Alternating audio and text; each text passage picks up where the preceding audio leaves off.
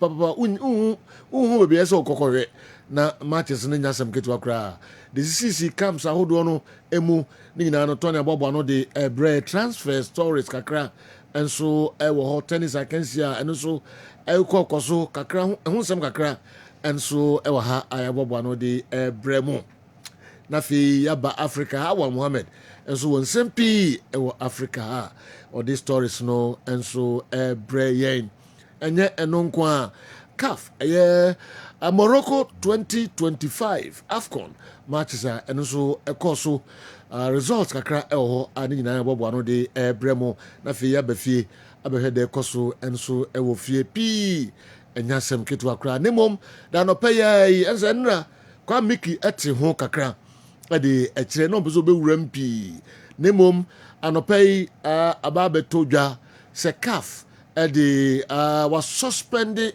Baba Yara Stadium say are official Baba Yara Stadium entimi hostu CAF matches bia na adekontia CAF ade sansemi abrɛ no krata tetintin and a CAF atro de abrɛ Ghana Football Association say Tony stadium no yentimi mfa nya hwe wo Ghana habium enti Ghana yene Niger a ebekoso ewo manmu yene Sudan a ebekoso wo manmu no GFA empe baby foforo na onko hostu sa countries enti Accra Sports Stadium no, Baba Yara Stadium no, Cape Coast Sports Stadium no.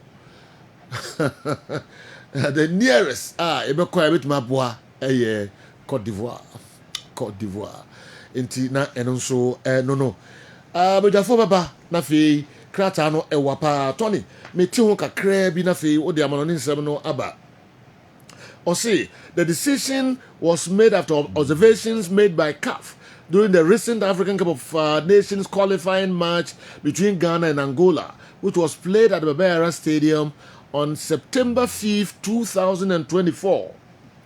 Based on these observations, it was determined that the stadium did not meet the required standards for hosting Category 3 international matches.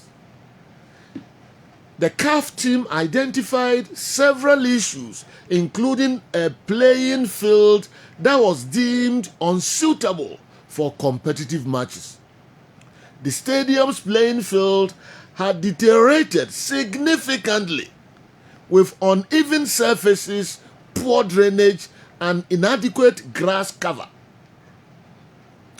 The CAF officials expressed dissatisfaction with the state of the stadium, citing the need for Ghanaian authorities to invest in upgrading the facility to meet international standards. Then some no dosu pa katafa baku mienu enefa ena omodi free CAF aso the Brazil ma ya atwa bai kura ba beshem Ghanaian authorities enti NSMP enti Mr. Majid Bawa minim de ode beba sisi so de ba ya na wade asema ba e ba ya na de mfoni aba say mo hwe na ye green no. The stadium's playing field has deteriorated significantly with uneven surfaces, poor drainage, and inadequate grass cover. All right. It is some people, but anti-CAF, as a young baby, I have Category 3 matches, no, a banner. DA and GFA. GFA crowd, NSA. Said, no, I'm not to na SMP and Rami say Ghana could Google Ghana Kobo draw 1-1. Yes, social media and Kofobi say one copa Majid Bawacho. Say Uradinya Kopo. Nipa bini bibia tra. Munyae. Majid Bawa de na oka fa sem we ho. So I say dem nya hwe. Eh, we say dem nya hwe. Ya rosamo. Angola for no ball we. Angola for no mobile wiem. Na dem me ya ne takwati ende. Ai san de akosha ende se for nsa. Ombesa se ho. Tony Godfather. Yanko. Me da sipi. Yɛhwɛ nsɛm a ɛkɔ so ɔnkɔfo ekuro so yɛma ɛtiefoɔ ɛne ahɛfoɔ kɔ aboyɛtufo a ne yɛhwɛ nsɛm a ɛkɔ so ɛwɔ wɔnane yɛnhyɛ asɛm fɛmfiri ɛbibrem ha yi a ɛno ada AFCON qualified for Morocco 2025 etimi ɛba so na Andre Onana ɛna agye ne din pa ɛno ada asɛm baako ɛsɛ nkamesan de ka ho bi ntɔne wei de fa kyɛ me pa ɛno ɛyɛ Asamoah Gyan baby jet yes ɔno nso nyinaa nim adwuma sonko a nka ɔboa NPP titiri ɛwɔ agodie mu nsɛmu na Dr. Alhaji Mahmudu Baumia ne campaign no na Asamoah Gyan edi mu akote papa na Asamoah Gyan say ɔde aba a nsa ka bi wɔ ha and he say I haven't been fair to the youth and the people of Ghana. Henceforth I'm not affiliated to any political party. Asamoah Gyan no. I'll continue with my humanitarian work and help the youth of Ghana in my own small way. Nothing political. I wish all the political parties a peaceful election on the 7th December. God bless our homeland, Ghana. Asamoah Gyan so yin ho afrim. Into details no and so ewa ha krata tintin bia and so watro e de aba beka ho a whole page and so yeba na ro no mbehwem na fi ya dwedwe ho komo kakra nti tintin tiatia wa ne se adwuma Asamoah Gyan se oye e de ama NPP campaign no Dr. Mahmudu Baumia also yin ho afrim onka ho biom e person who reasons no our church never be brave. I don't say no one reasons. Nadia, the company be getting na. Alright, gentlemen. Me da CP award winner. Na ye wo Uganda. Na Andre Onana goalkeeper. Emma Manchester United. Eno adokodemu ede Emma Cameroon wabra. Omo ball neutral grounds against Zimbabwe. Na timer goalkeeper no etache down. Oh Uganda almost stadium hono na enye isi. Mo enko fans a goalkeeper no NG no na no de momienko Uganda na yenhwe Onana arrival.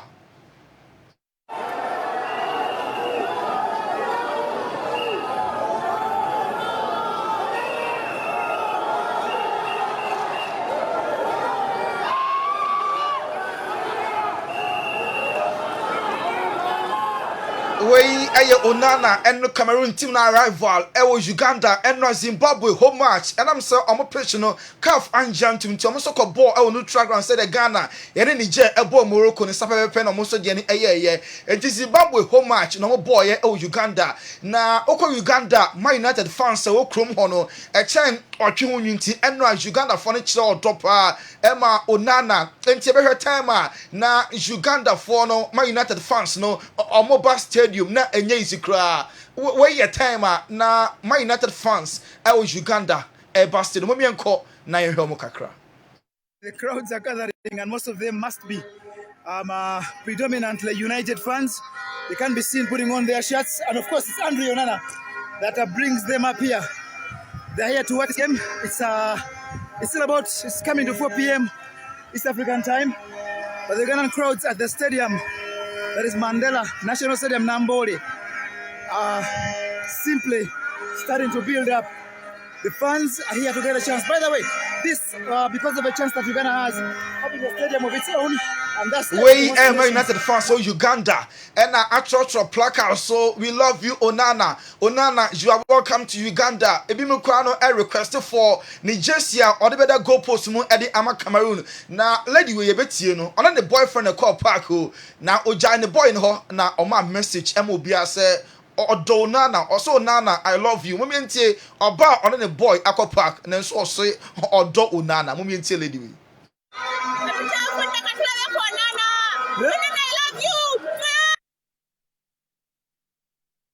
Onana, I love you. What's no boyfriend and Nama more stadium ho enti Kagana Kadie Nebesi, so girl Aqua Park na again I catch the goalkeeper or your foreign or better go Eddie man in my own neutral ground say I love you to Obano and Ekaso Nana or Dono. Game no course so because I love you and I say what's wrong with that? No Caso Dona. Oh Tony. Obana because I love you. If you had the Biana the Mokano. Onana, I love you. Be him say, "Hey, Odosun." Fans say, "Onana, we love you." Hey. Individual with Mark say, "I love you." What's wrong with that? ɛno nsɛ sɛ ɔdɔ no sɛ de wadwen kɔ ode hwɛ dress no so ya no ode hwɛ Godfather wa hwɛ dress no tia ode ɔkɔ hwɛ ne chi ode ɔkɔ no ba ne bi ɔhyɛ Man United jersey ode ɔkɔ hwɛ ne chi ahwɛ fine what's wrong with that ɔno also odo na ɔne ne boy nso enti wo no wafa no saa Kessben Kagan hanke besi unkunya de Ghana eh meme do akɔ park wontumi ntro so Nana we love you masa ya wasem yɛnkɔ meme do akɔ park also ne boy ne de ne boy ne back na back bi di na dodi na chi no ɔna ne boy no moma yɛnhwɛ dodi na chi no nso momfa nyina montombo onyina hɔ wotini montumi nya saa di ma me monyina hɔ ha ne boy ne di na chi no okay we dey mismatch there we busa ne boy ne ni ana ne boy ni ni there's a boy ya na mana gay ya kaso a boy ya na ma gay ya kaso Nana I love you okay mismatch no deeper the not tournament just deeper yo we are need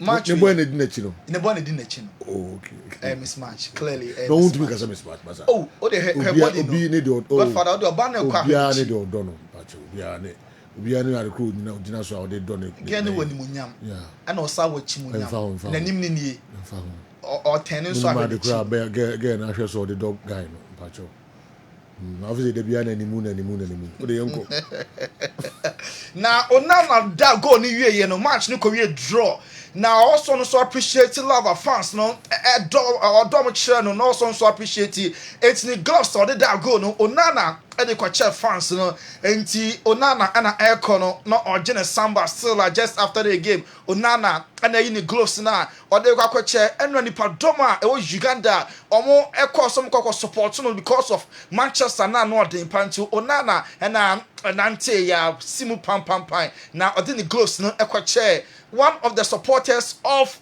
Man United and Mobile supported ono Onana nti Onana ana das ya okono ya poor match in central for obi atam the camera the other the phone call interview Onana any media no nenye easy nemum Onana wanka even a single word na otwam ko mom yenko central for na ye Onana no asem kakra tie nenso wanka hwe ankyere had to just snap him away Andre even for a second as you can see. He could have been the only man who was left. And I think our cameraman is trying to do as good a job as he can to make sure that he gets you all the updates from there. I don't know if he's managed to move with everyone else. And I think Andre something to Andre Onana. So I don't know where exactly.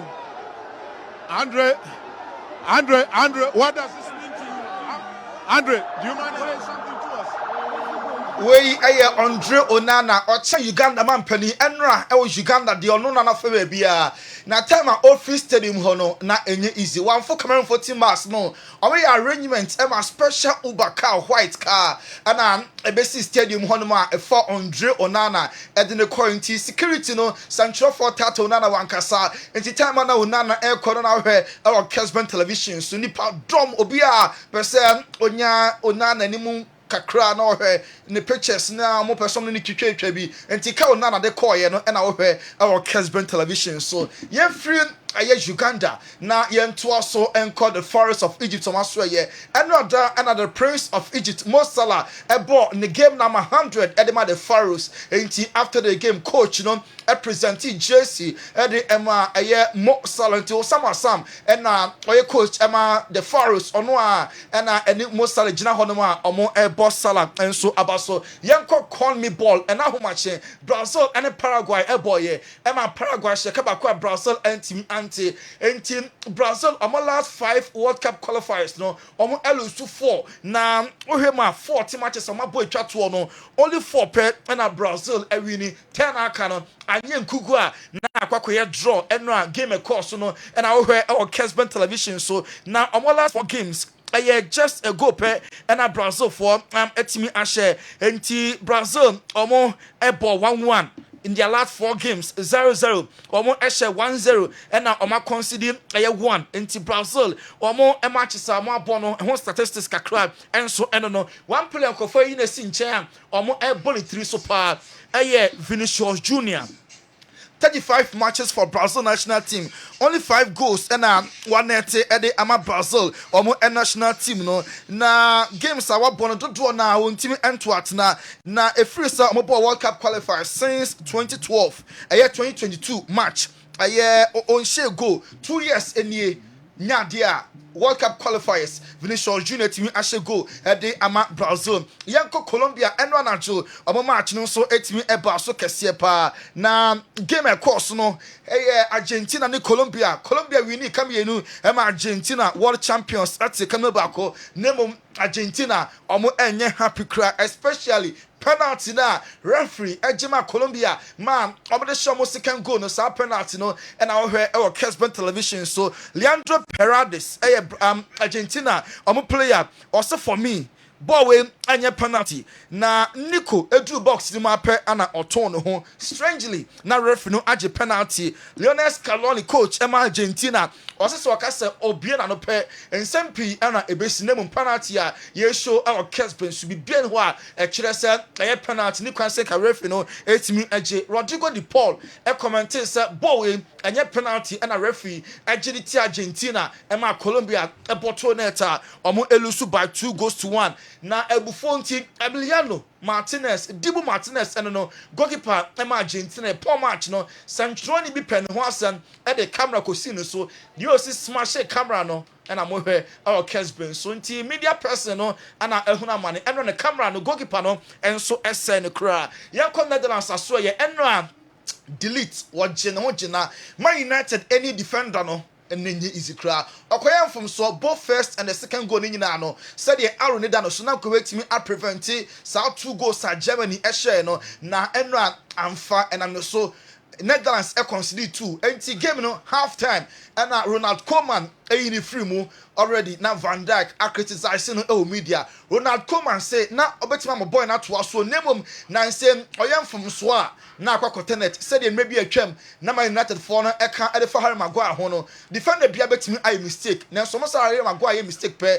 na a result goal sape pepe and delete dia na akwa ye Netherlands asonti and Ronald Koeman in free mu just after the half time break now Steve Nicole former Liverpool player wa borrow na Koeman a cheaper say one communicate ye obema will player no hair dryer obebo na chimpa enye media nanim there be also crack player no managing ye and Steve Nicole no happy with how Ronald Koeman hand the delete media moment some Steve Nicole edituja.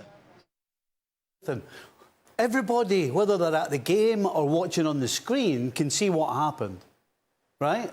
And they can make their own mind up, and the press guys can make their own mind up, and they can criticise them. But the one guy who doesn't need to bring the hammer out is the manager. And just basically, I mean, as Craig said, he hung him out to dry. I mean, yes, it's just Nico na Ronald Koeman until said that say coach player I am from Swa na oba media ni mu ababe na ma na wouldn't say Netherlands on my last 2 games ni na no delete I am from Swa against Bosnia na omo e win 5-2 no one of the goals I am from Swa and against Germany so 2 errors ni na no e lead to goal Netherlands and Germany airport draw 2-2 and a US announcement say Mauricio Pochettino, former coach Emma Spurs, former manager Emma PSG, and FA Chelsea, or no, na a US national team manager, and coach no Edo Bias, so to mean train, so best starting in Jumadi, Eddie Ama US or minor. Maybe Mauricio Pochettino. It is Mauricio Pochettino. I am so excited to become the new head coach US men national team. Massive opportunity ahead. Wish all the best for the boys tonight on Cincinnati. See you soon. Hi everyone. We a message new US coach Mauricio Pochettino di tuja. Na beka Emma Hayes. No so our Chelsea emanimu. Enti na Pochettino coach Chelsea member na Emma and so our Chelsea manimu. Also our US national team ono a ene manusu coach. Ono so fa konya we so our kamo Mauricio Pochettino. Welcome to US Soccer. I cannot wait to work with you again, and I look forward to collaborating over the next couple of years. This is an exciting time for US Wey soccer. my hit former Chelsea. I'm a man coach and I welcome a former Chelsea me man coach. Mauricio Pochettino at about US omo MMA no national team enra na Hurricane Day enra da England born about na or born game number 100 at the ama England and before the game omo anano man cap che presentation kese at the Hurricane nti enra Oba Park no on ne ma enie ne wife nso ebeka ho Emma yehu Frank Lampard former Chelsea and England midfielder and Joe Cole now a presenting Saka no Edema Hurricane after the game. Hurricane Emma message or Kasai in an interview say you're so proud of a near man and not that omoye Edema. Makers for England. Here at Wembley, just made my 100th cap. Yeah, what a night. Really, really proud night for me and my family as well. Couldn't have asked for a better game to score a couple goals, help the team win 2-0. Yeah, we'll just go down as one of my proudest nights in an England shirt for sure. So, Captain Hurricane Enra, all born game number 100. No, na decisive. Oshe 2 goals. Emma England eshe coming no Finland me anti. Goalkeeper Jordan Pickford okipo clean sheet. Also for Sakonya we so ebo Captain Hurricane Abasupa. It's written in the stars. No, it's a massive privilege to be on the pitch for Harry to make his 100th cap tonight. Well, my debut he was playing, and you know them games are special for him, for his family, and something he should be proud of. Jordan Pickford, England number 1, and a airborne Hurricane captain, no, and so about Hurricane 2 goals, no, and a Chegu our Kessben television. So over the couldn't come here, no, Emma Finland and me auntie. What we said Trent Alexander-Arnold or Fompa. The last 2 games for England, I want international breakaway, Muno, Ninano, on one far man of the match, England. And Ireland of a man of the match na Enra against Finland. So Trent Alexander-Arnold Onua and a far man of the match. Or the South Form way back club level will Liverpool Australia can you because no a betchen crowy young Barca so deco I granted extensive interview meninty young monitor they be sunny dientia or Alpha Nico Williams and also already Barca or Rafinha our Ferran Torres, Ansu Fati, Lamine Yamal, Femi Lopez, and I feel Danny Omu, or a place now. If for so bien so be kwakofa Nico Williams Edinaba. Na yebisano say a day and a cost yampa say call for a kind san kamunya kamu keepless no mobeton womo no sampa class me by for our top place no Barca it take a decision say omo enton omo players are valuable no enti offers ne buy then so omo anton omo or some of Danny Omo because oya midfielder okita a lot of qualities way and in some deco and so edit to ja now finally that be no air Sunday na Arsenal and Spurs na airball Arsenal for him say Gabriel Jesus ne ho ebetimi atono na sa game no watimi about Chelsea person see a new stadium the new Stamford Bridge na artistic design no F panty so mo wie Chelsea enya go ahead na stadium way and I say Jumbo enjoy na Chelsea binya parkway hey the new Stamford Bridge. Yes, plan it there. I can't say go ahead in green lights. Now, Mosisa stadium. Tony, you better say, Anopay na ya twaso de Amamo Kessben 93.3, Kessben 92.9 Accra, DSTV channel 364, Tony Montana and na ya tenin kano. Baba Bishimi Musa was na we was it what kind of saying WhatsApp live? TikTok live. TikTok live. Yeah. Oh, okay. So who's now smiling? I don't know. Now you be busy. Yeah. Oh, okay. Open the Musa Mohamed Musa. Open the grow. All right. Now me present. Now, okay. Now live on TikTok. Oh, okay. I see. Tiene dem say some kukra. Once them be over to the emphasis because you watch na. Nipa Cobra. Tony. Oh, too bad. As you know, you know, esre kwa masa. Nipa ehu no sresre oboa. Nse woni trim no hwe papa. All right, Dr. Edmond Arthur. What transi yene no twetwe nkomo kakra Dr. Fa ne vinegar odi vitamin C agum wabo kakra odi asi o ohwemanim afi wasmile kakra Dr. Edmond Arthur Balm of Gilead. Doc say Sejo mpacho nyame adom. Eye pa sipa sisi udino ashita babia. Nyame ne yeda na ase. Shita babia. Nyame ne yeda na ase. Sisi dudu ono an obia enom vinegar no bi. Yes. Ina sam ketu akra. Akwaba. Yeja o sejo. They not the brain anope. Sejo mi na se. Anope de eye vinegar no ho nkyerɛkyerɛ na me be kasa. Okay. Afa ho. Okay. Etiefo ne ahwefo yeda ma se sɛ ma trust ye na mo de mo fidie na to Kessben media. Sejo so fa vinegar na ye BOG vinegar na di kan no enye duro eye food product nti se wato bi na bi a o diabetes o blood pressure o no mpem hawo na wonom waduro bi a ontime mfa vinegar ni enhye anemu se no me nom ne megyae eno da bi o pese wo ye saade ne dia te so ba balm of Gilead clinic eno dia ye betimi aputu into the right protocols obenum nnu no na wo ko anim ne yi afiri wonu so bio de ne de eye aduane aduro nti wonsuo bi a wonom bia no fa bi gum na nom enye yarefo na enom sebi ye nyina ye nom bi ye de bi agunsuo me ne ye nom akora wanya bosome kan nsan enson ede ko obu ni ti no black na efa anasa atreketu a ye de titi kokoma akora ba ko de gu bottle water 500 ml ni mo a na akora na enom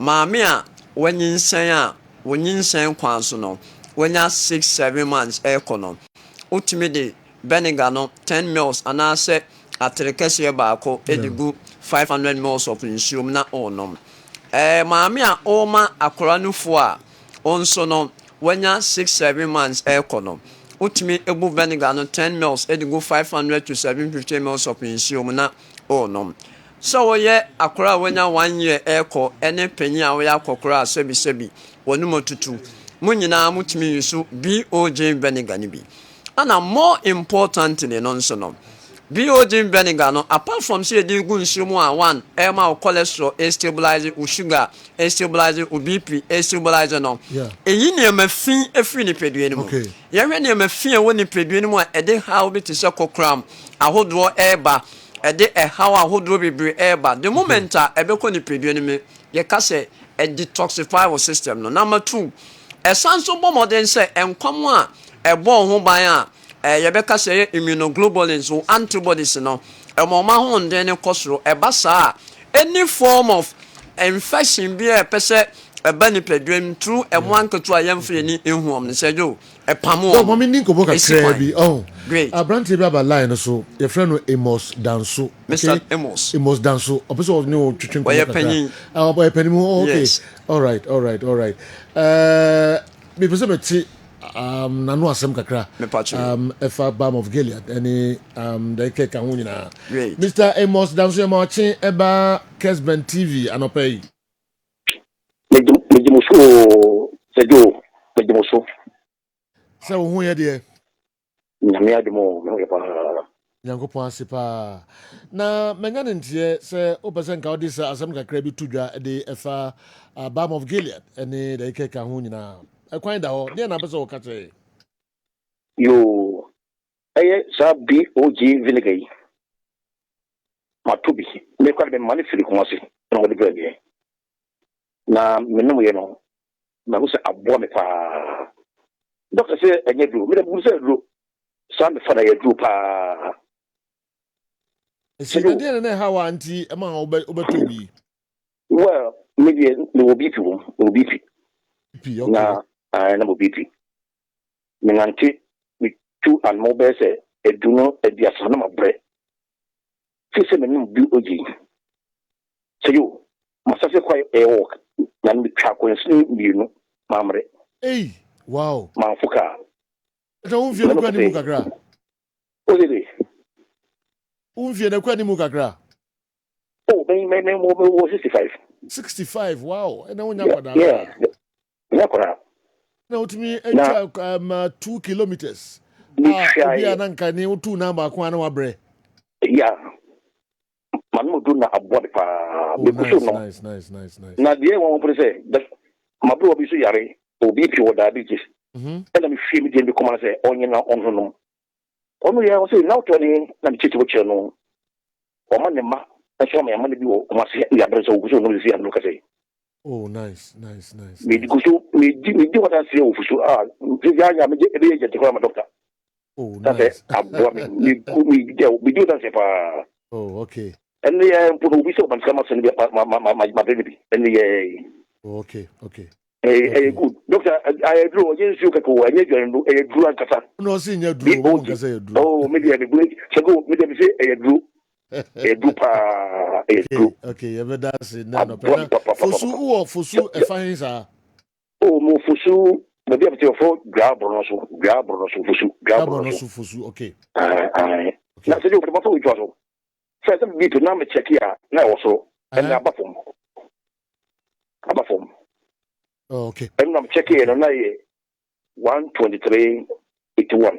Hey, 123, they say Ababunu 123. Wow. They say 123.81. I see. Maybe 132.81. I said the put the also, and they are dropped by 80. 80, 81, 85. One million here. Wow. And the men Fabio Givine Gani Niagro cra, Fineko. Oh, me the message cra, the pair my booby, and the booby. Yeah, that's it, and then I no pay. Mr. Fosu, your chair Fosu for, and so, and you know, say the all cano, and that's some Kitua. Doc, Sergio. Fosu, I seen Fosu. Yes, so. Dance for free ho. Can we know? That's some Kitua. Yes, so, Sergio. Me papa bin so a. 123. Ayo. No, me papa no wodin fie 76. Okay. Mr. Menu, nso yes, but Miss Masere ni se me pana cho me mfa nche next week. Se na bia me chimenya time kakra so a church. Nti Mr. Menu we dey me po acho me dey afa fidie so fa me. Wenya 76 years. Wow. Yes. Na no we diabetic assign hypertensive. Sisi I also onoma dru bim. Ni sugar no stabilize na de man ye kama ni kan se ne baba akoye pharmacist or ye famdi a we real take.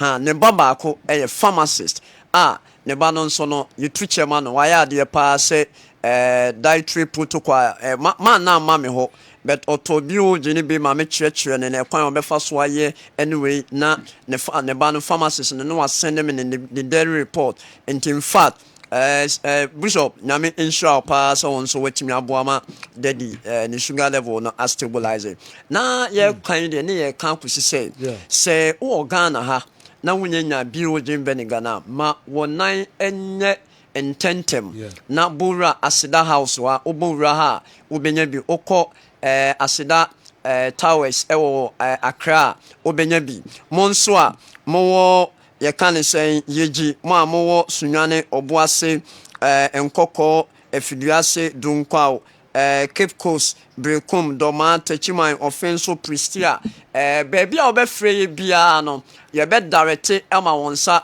etimiaka bio gini bi opese wutumi nso ton a me pacho ya homa no ewo ho na mom ye kone de ne pese hu se na otwi mu no de yesua de afa no understanding the container no and the content of the container. Into now trim so won't mean capture what they are no pay me church pa na make your analysis be a best stress modern say o yarea and also nipa bi yarea obeba balm of Gilead do na fa kwan papa so ahwe no na ne ho ato no na ne how na wode aba no ansan ankwa nkodoso anope mi be sejo mama bia mama senesa unim what happened was that na our peptic ulcer ana nyame adom ne bibia aba normal onimi se mesa ma na duru na mse da bi me pa acho me ma waduru ko o se doctor na mse me pa acho ane bo frɛ na ye ka se blend no didintem diwe menduwe na eno na ye wadu afako o seresa na mse yes sa na se echo enti ye be hwɛ atiefo se ma mo wo how pa especially ulcer what treat ya wunya ahu enye bia Brabham of Gilead you the cabin MTN for nature ana yene Ejja hotel and next opposite oba Accra nso a Wesley wonpe ene ewo oba Takrade ayewo anaji me pacho Takrade for this week monhwe menim pa se ye ba anaji monhwe menim na ye kwedi na sejo na me bo 23rd ana 21st of this month Kumasi yene Oforikrum municipal health directorate ne no mo ye collab with other hospitals ye mega screening 23rd holiday saa 23rd na ɛbɛkɔ so wɔ Takoradi na ne 21st no ɛyɛ Saturday ni yɛayɛ no Accra ɛno nso mega one pa nti yɛkɔ deɛ na number no ɛyɛ 0539 86 38 38 0539 86 38 and I said 0240 51 21 71 0240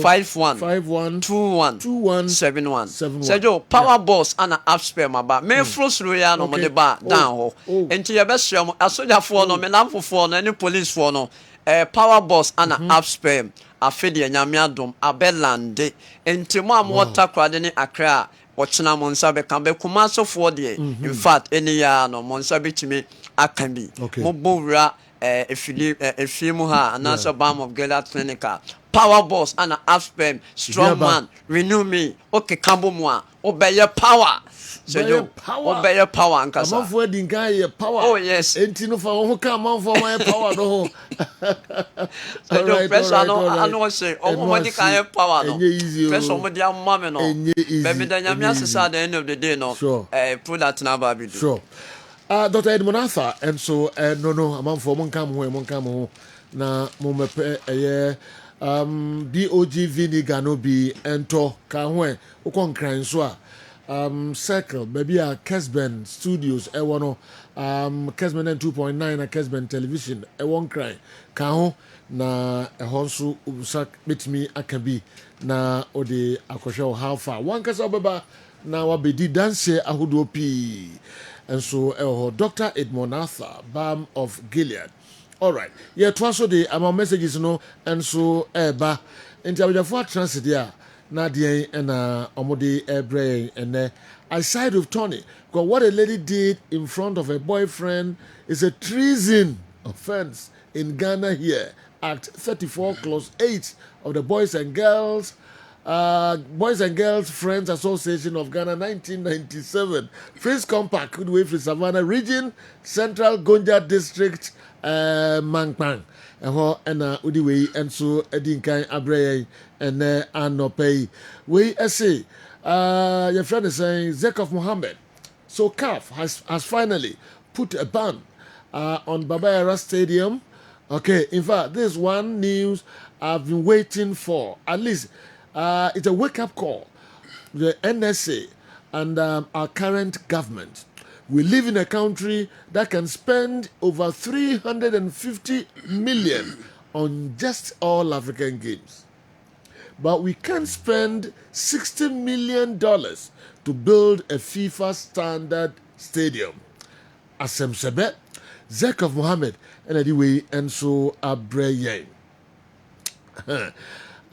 Wait, as Joe, let me review one secret to you spiritually.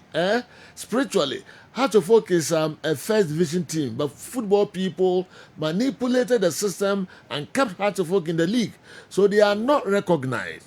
It's high time they start from Division 1, else they will still battle relegation this season. A word to the wise. Okay, why a day message by J. George. Message be about Makai Unaudi by. Okay, we as I say, good morning. We are all. Please listen to the Black Stars. Okay, we are all proud of what they did yesterday. Nipe message you when he found good morning, despite mate. Musa go for you. Rakwame, you're very careful. You're steady. Oh baby, I want to watch it. Okay. Ronaldo, in his recent interview, was asked who is better between Benzema and Mbappe.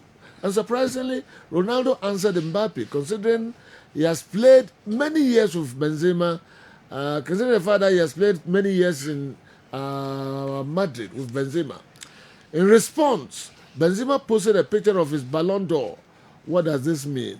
Is Benzema shading Ronaldo or Mbappe? All right. I'm coming to for na yenshare stories no emu and so kakrai. CONCACAF World Cup qualifiers ekoso results no APP eba UEFA Nations League and interesting games and so so CAF and so the so Africa which AFCON Morocco 2025 matches so ehun sensem kakra and so ewa ha na fe ya bagana be hwede so and so ewo Ghana eya fo mpacho so bia ehun ye de chief bokopa Nyankopon asi all right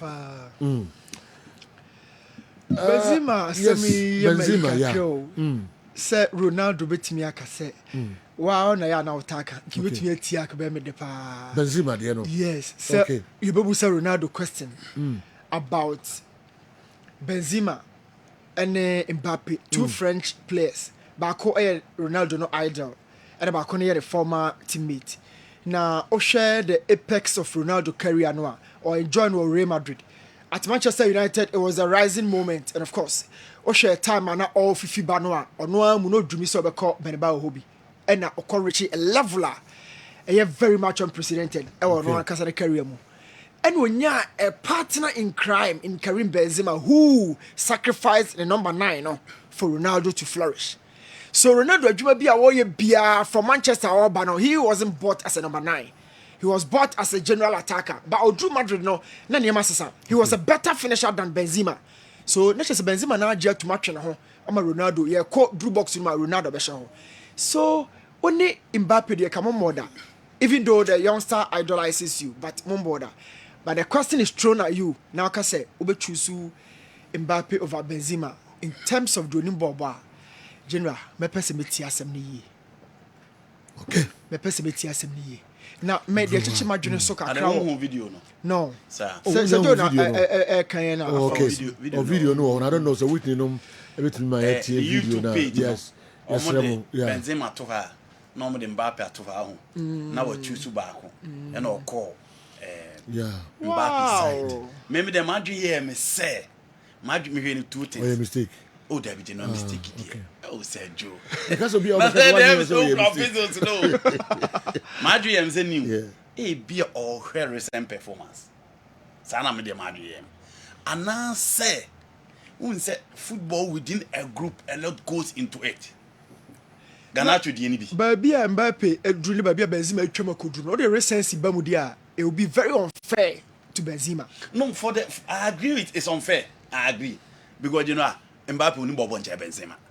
Put the ballon d'or. Yeah. Mbappe will not born Ankasa. Unimbon term. And now, a nipa Ronaldo editing who was a so Karim Benzema. It's in a new Mede Ganacho DNA connecting. Who's a Ganacho Argentina? But Ganacho is a huge fan of Ronaldo. Yeah. Within the group, they know he's a fan of Ronaldo. It is even possible Benzema might also be a fan of Messi. Which Ronaldo is aware. So in that perspective, Ronaldo will love so be choosing an idol. And that's the idea. At the end, Mbappe was Benzema. Apart from the 2 World Cup finals, Mbappe share goals. Born Ankasa ye D9 born a dear. Benzema in Boteno. Ain't apart from no, the inside. I know when you finish a crossing Mbappe. When you born a finish Mbappe, our boxing. Who's a new Mbappe? Benzema. Mbappe from deep. Dangerous. I'm looking at it from this angle. Who's a Benzema? Ophelia by and also Obre Pau. Yeah. Fiorentino Perez and a charitable with Benzema. When he going Babujano. It got to a time. Alvaro Morata scored more goals than Benzema in a season. But Morata was still a bench player. No, you didn't call strikers, but no more, no more call, not Benzema. And Benzema, in the last 3 seasons of his career, apart from born body from day one, unimbo. But scoring it was Ancelotti that brought him to the fore. I'll be consistent in terms of goal scoring. But in all, I agree with you. Benzema the body and then Mbappe said on the ball. Bibi umbia we make free one. Bibi a 9 year old boy na when me check Kylian. But a matter of choice. It will be down to Ronaldo opinion. It will be down to no one. And you never for David. Oh, could you do Benzema? And watch it. Players are very loyal to Ronaldo in terms of idolizing him. Mbappe is one of them. On changing another. So where Vini, any Rodrigo. So Brazilians, the Brazilian spotlight and the Brazilian connection already. More Brazilian players, idolize. Yeah. And so what show me on say name. But Omu say Ronaldo, Messi at that level. Dia Omu had the Real Madrid connection. No me na Ronaldo. But Mbappe, despite all these Roman Copa, Michel Platini, Zinedine Zidane, and all the French players, his idol from the very first deal till now has always been Ronaldo. Me as well say never Ronaldo is, but I agree with you. Say it all boiled down to the opinion of Ronaldo. Ronaldo okay. Entina and also no. Yantu aswe. Say he na ebehwe kane local stories no say nsem wo. Ni ka munju twa so wo amone no. Banka yemra fie ni Africa, okay? Nations League ekoso result no game for 5 6 7 minutes. No glass here fam I mean count for kakra. I mean count for ansana India take you off. The glass near of this are what no too much. Yeah, we di kan ba no say me kan afi na new team e dey. Our cadia mo amaka jam series bit na ba wi ase. The old year no. Yes. E was say me near there. Yeah. Awa. Trust na wo if I honestly me ba me na wo say me kan glass say do the space ni nyina fe. O sa ba ku bi ya na. Na me tell you card the brand say you. Do ya. Space ni. The friend of Manoma. Okay. Yeah, Anoma. Ono ana kofana de bantu pe bi anu ansam do kwa anoma ho. Na baby high court no wono. Ona akoto bi ma Miki yana. Miki ya mren koto papa ma ne say. Alright. Miki no baby na. Na me sere. And then some PO CAF after the final who's under Miki boss. Ba na onwura mi ye. CAF de aba. Or the tabo ato. Baba Yara Stadium. Na Nasma Oka and they say CAF has withdrawn its approval for the Baba Yara Stadium in Kumasi due to technical infractions, including an unsuitable playing field. Intina and Unsonomoba na mode mano abetutum na baby okaya mane ebeka aban no kra. Oh, and Emsena had drink kakra. CAF officials expressed dissatisfaction with the state of the stadium, citing the need for Ghanaian authorities to invest in upgrading the facility to meet international standards. When Angola coach in the country, the country to say Ghana in deserve stadium way for matches and international blah blah blah blah blah. And they saw a no good coach in so. Zankola na mo sharp TV ngola na social media. So ya no good so no didi na tell say o hwem no mo no ball no free o mai munko. And then asem. Ade e fere se tankers be ka show say fie tankers ade e fere ba kokra no se tankers be bowra fie be ka show say fie yes e na ato ye no dia na Majid ba wa e be ka say ono na be see aye bobo no wiem ya bobo e ball match no wie na okofa ne camera kotwa Baba Yara Stadium no ode beto ho say yenhwe pitch na e green na ya no chabe yenhwe after the game grand here pitch the color we simple and say no here pitch the color no determine the quality matching after the game this is the state of Baba Yara Sports Stadium immediately after Ghana versus Angola match. People can say worse about the pitch. We always do our best to maintain the pitch. Okay. To best in a car for say. Withdraw. They are dissatisfied with the state of the pitch. You know, ain't taking off now. Okay. Enti mami on the mami share krata no mu kakra. Okay. We are be Asamoah Gyan dey no so. We are tabo bi no so dey to supporters bi ni some bebre wa no so Ghana ya. And other local forest. Yeah, before we go. Ni tietia na say CAF any nye. Yes, state of the pitch. No, your pitch now. Your boss ball Baba Yara money in your home. Okay. Enti chance I almost demand me see a kind of Baba Yara Sports Stadium. And they almost say obum fama ebio because of enema bi akokɔ so ho. Any pitch now is so aka na nye papa. All right. enti wabon to fa wie nkwa na say sila no mame fa bi ntwitwum kakra wai na fi yehwe Also, the decision was made after observations made by CAF during the recent African Cup of Nations qualifying match between Ghana and Angola, which was played at the Beira Stadium on September 5, 2024. Based on these observations, it was determined that the stadium did not meet the required standards for hosting Category 3 international matches. The CAF team identified several issues, including a playing field that was deemed unsuitable for competitive matches. The stadium's playing field had deteriorated significantly. So far, the what can be a field. The what can be a field, no more emphasize. Yes, with uneven surface, poor drainage, and inadequate grass cover. Field no so na poor drainage. CAF officials expressed dissatisfaction with the state of the stadium, citing the need for Ghanaian authorities to invest in upgrading the facility to meet international standards. Okay? It is important to note that prior to the match, CAF had expressed concerns about the suitability of the Beira Stadium for hosting top-tier international fixtures. Persistent issues at this venue, as well as others in Ghana, such as Cape Coast Stadium and Accra Sports Stadium, have also been noted. Okay. And that pitch and papa pitch and I munitum near Marcos Stadium where even for a playing surface for a category 3 match. Okay. At that stadium, walk Ghana and cry any Cape Coast and so and penning for a bonus what almost when you want. Okay. Given the absence of any other CAF approved Category 3 stadiums in Ghana, CAF has requested the Ghana Football Association to select an alternative venue from among those approved by CAF outside Ghana for match day 3 and 4 of the CAF Africa Cup Nations Morocco 2025 qualifiers. CAF.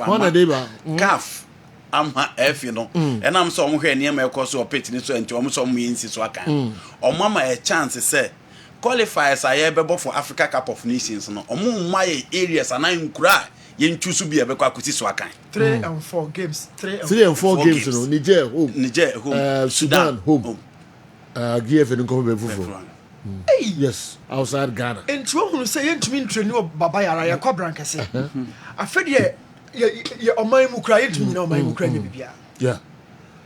Engineer, no, Mabin CAF has requested the Ghana Football Association GFA to select an alternative venue from among those approved by CAF outside Ghana for match day 3 and 4 of the Africa Cup of Nations Morocco 2025 qualifiers. It's not and also I don't know. It's if you don't baby outside Ghana. And when they have match 3 and 4, Niger ne Sudan. Also, the authorities conduct CAF Krata, the relevant authorities conduct a comprehensive assessment of all major international stadiums in Ghana to ensure they comply with CAF technical standards. Additionally, CAF has advised that the stadium management engage experienced companies immediately to undertake the necessary refurbishment to meet CAF FIFA standards. Okay. Additionally, CAF advised the stadium management that the stadium management engage experienced companies immediately to undertake the necessary refurbishment to meet CAF FIFA standards. CAF edo money to stadium e Ghana ha. Na omo hu say bia fit for a purpose no omo advise empen inform here stadium no say yempe company a omo ye experience omo nimu de e wo pitch enchiche mu said the be a omo betimi aye pitches na ma ama meet CAF standard e betimi dia bo Africa competition and international games. Experience company. Polytank no am kofa si park no ska so munya asade. On kind Experience underline word. The underline word here is experience. Ebium CAF expressed its commitment to supporting Ghana through the GFE in bringing its stadiums up to the required standards for hosting CAF FIFA senior international matches, offering to assist by providing an international pitch consultant with experience in major international competitions, including AFCON, to offer additional expert guidance on the necessary improvements. The cost of this support will be borne by the GFA.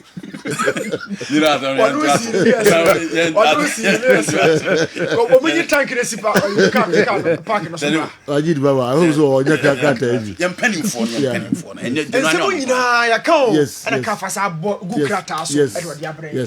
It is a omo ehiamwa ana mama sankebium. CAF has expressed its commitment to supporting Ghana through the GFA in bringing its stadium to the required standards for hosting CAF FIFA senior international matches, offering to assist by providing an international pitch consultant with experience in major international competitions, including AFCON, to offer additional expert guidance on necessary improvements. The cost of this support will be borne by the GFA. Intina enso eno no beboa na omo ade omo na beto ama FA ene NSA Mr. Majid Bawa. So omo beba abeboa na all the experienced people. My rich AFCON level the consultants abeboa. Na we nyina ne ho ka no GFA yes. CAF went on to indicate that once the needed renovation works were completed, it would, at the GFA's request and expense, conduct an independent inspection to reassess the stadium's suitability for future matches. Independent? Yes. Who? To be to Chroma no certify man near bo near kukru oh back which how on trauma CAF or see independent who need control also. Yes. Intinaka krata CAF omo the Ghana Football Association and so on ewa yintimi mfani nyina emma intina eno so no narrow Bishop enra because ejasa eso oji permission free Dr. Edward Atta of Rubia Bishop that no free Mickey Bishop it's like I'm here if you are to thank Mickey kwa I love super pay with Bishop Kone first Roman father ebe gwa na nsa na pambo sorry demo omutwa ne mansa na pambo Bishop Mickey Bishop naro negu wono no asem no menim se beka se are who se asefu no se siriu se bufu you don't know banyame anim ni obia o follow Ghana international competitions ene nia lobbying ekoso wase ansa na yama ye kwan amia bisi akan no now should you see Baba Yara before the game and after the game we nye news mo like a nyanwa a check careful who you mobache look you can classical football nations in Africa Ghana count CAF respect us so much and it's so very relocate to say not just have the chin somewhere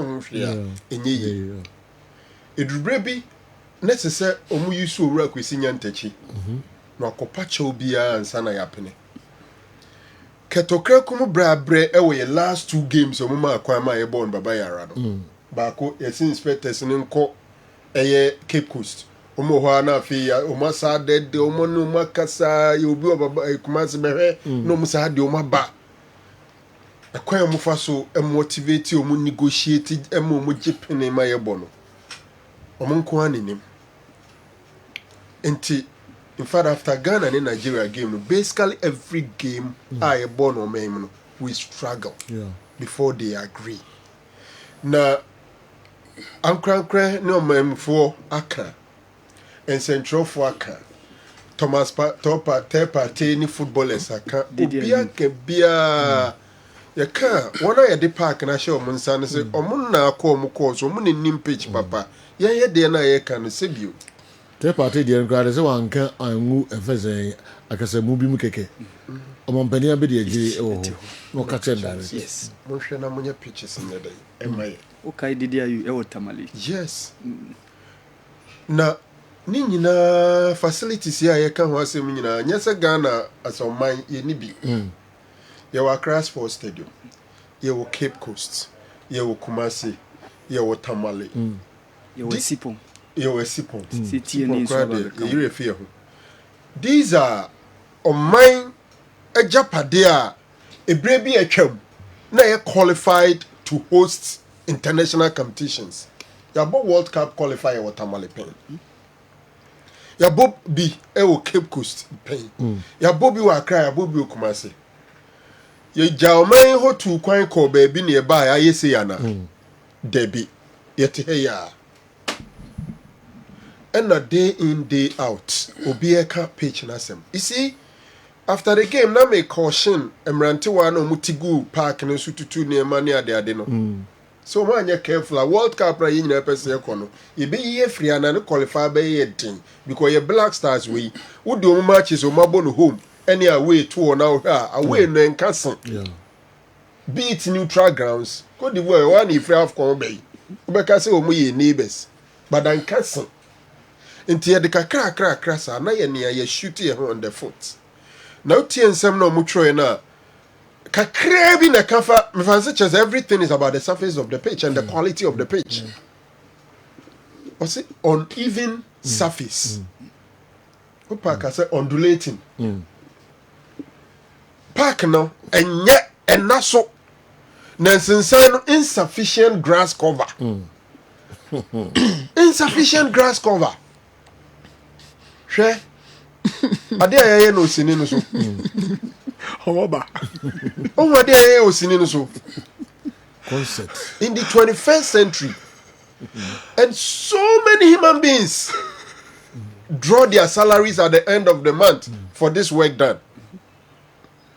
General, omunim picture who experience bia. That's it. We here enso ni gu fa ko na form honum no enko form entutu. Ya magid ba wa makofo ma begu park no so. Bi di soso.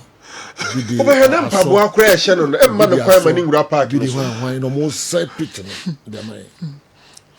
Abeja pade na idea. Omo adwuma ne se omonye. Na mumu rather na ese no.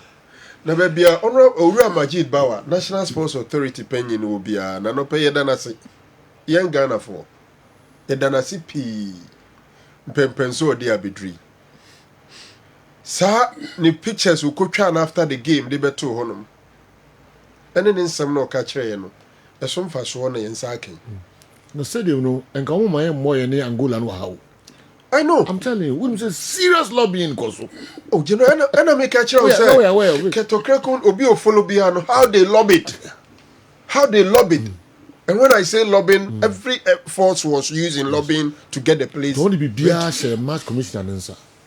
Say on may serious inspection ma. Me sure. On Twitter pictures, videos of the pitch in the dressing room ne. Into a match commissioner no report or the call any Angola for no so report special one so they call CAF. Yeah. Oh, say after the game before the game, CAF requested say ni omu no. Omu pictures. And omu ko twitwa our pictures na in the CAF say they didn't get the right angles. No time now you too short to relocate obi ebi ko Angola for booking a flight in this anema no. Into e mo brubi no ma the ball first one. Any a bowie no. Opanyin na ehye ne nsa so ohwe mayeye no.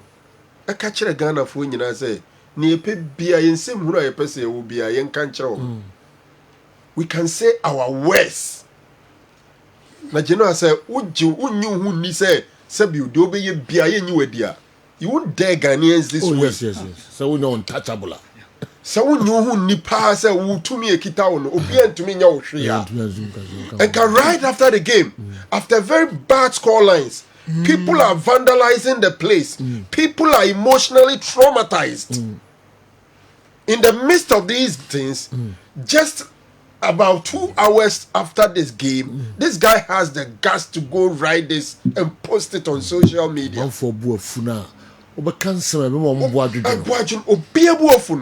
And Okocho Sansem Nune de Chre. Angola football wiem. O wie no sa koye interview kan sa ka kire say ye se park ni nyanti ni antumi ansha. O mo eno mo boy no mbo no wiem. And then unim a cow de Ghana. You see, let's assume say yemfa bibia nto nche. And the Black Stars say ba be bo next game. After so much you am sha ba be duro man Ghana no. Ghana man be say atwa wiem hye foforo edo mo free ha Cote d'Ivoire panyin bia ye friend official no ye betwa plane ticket e de na free ha Cote d'Ivoire hotel on be kwa akoda no ye sa akotua sika foforo ye sa hanka bia e ade se players no ne ade betwa but official dom a se so mo ho no anka ye bono ha o mbe free o mu fi aba no obunya ye be kwa akotwa hotel amoma akoda eno achi will pay to hire the stadium e wa Abidjan because yen maybe Liberia for the the last one move back reska omuka zo ndreba no yes yenye into omuko pay baby for so we have to go pay money in Cote d'Ivoire. The worst of it and senke bono ha ni pay be poor be hwe ni sika nke be nya ni gate no we going to lose it. We'll get even less than 1/10 of it. VAT nke beje near the ama on my Ghana e wo those gate process ni nyina da no sa tax na be ko Cote d'Ivoire for din enti enam sesebio ye incompetent inti ye soya man near the akwakobo no Cote d'Ivoire. Yeah, we are going to tell the Ivorians that look, something pray yourself. And now by funim dia na ba ne ni bi. Ye ni nipa o mo betumi aye. Ne senti ye ni ba bia e bebo no ye me mo madam mama ye ba bi na ye mebo no mo na sabi o mo ni abre na mo ye serious. Mo ye o man ya mo pempuntu. Nti mo ma ye ba bi na ye mo ye de no why. Na iwia sika bi ebenya no apart from some G and ye sika na mo the stadium mama in tax be a was be a matter na mo the developing mama. This is the level we've come to. Now no other country apart from Ghana and the people are in charge of National Sports Authority be at post. Apart from my Ghana. Yeah. Especially nobody is talking about the Director General of National Sports Authority.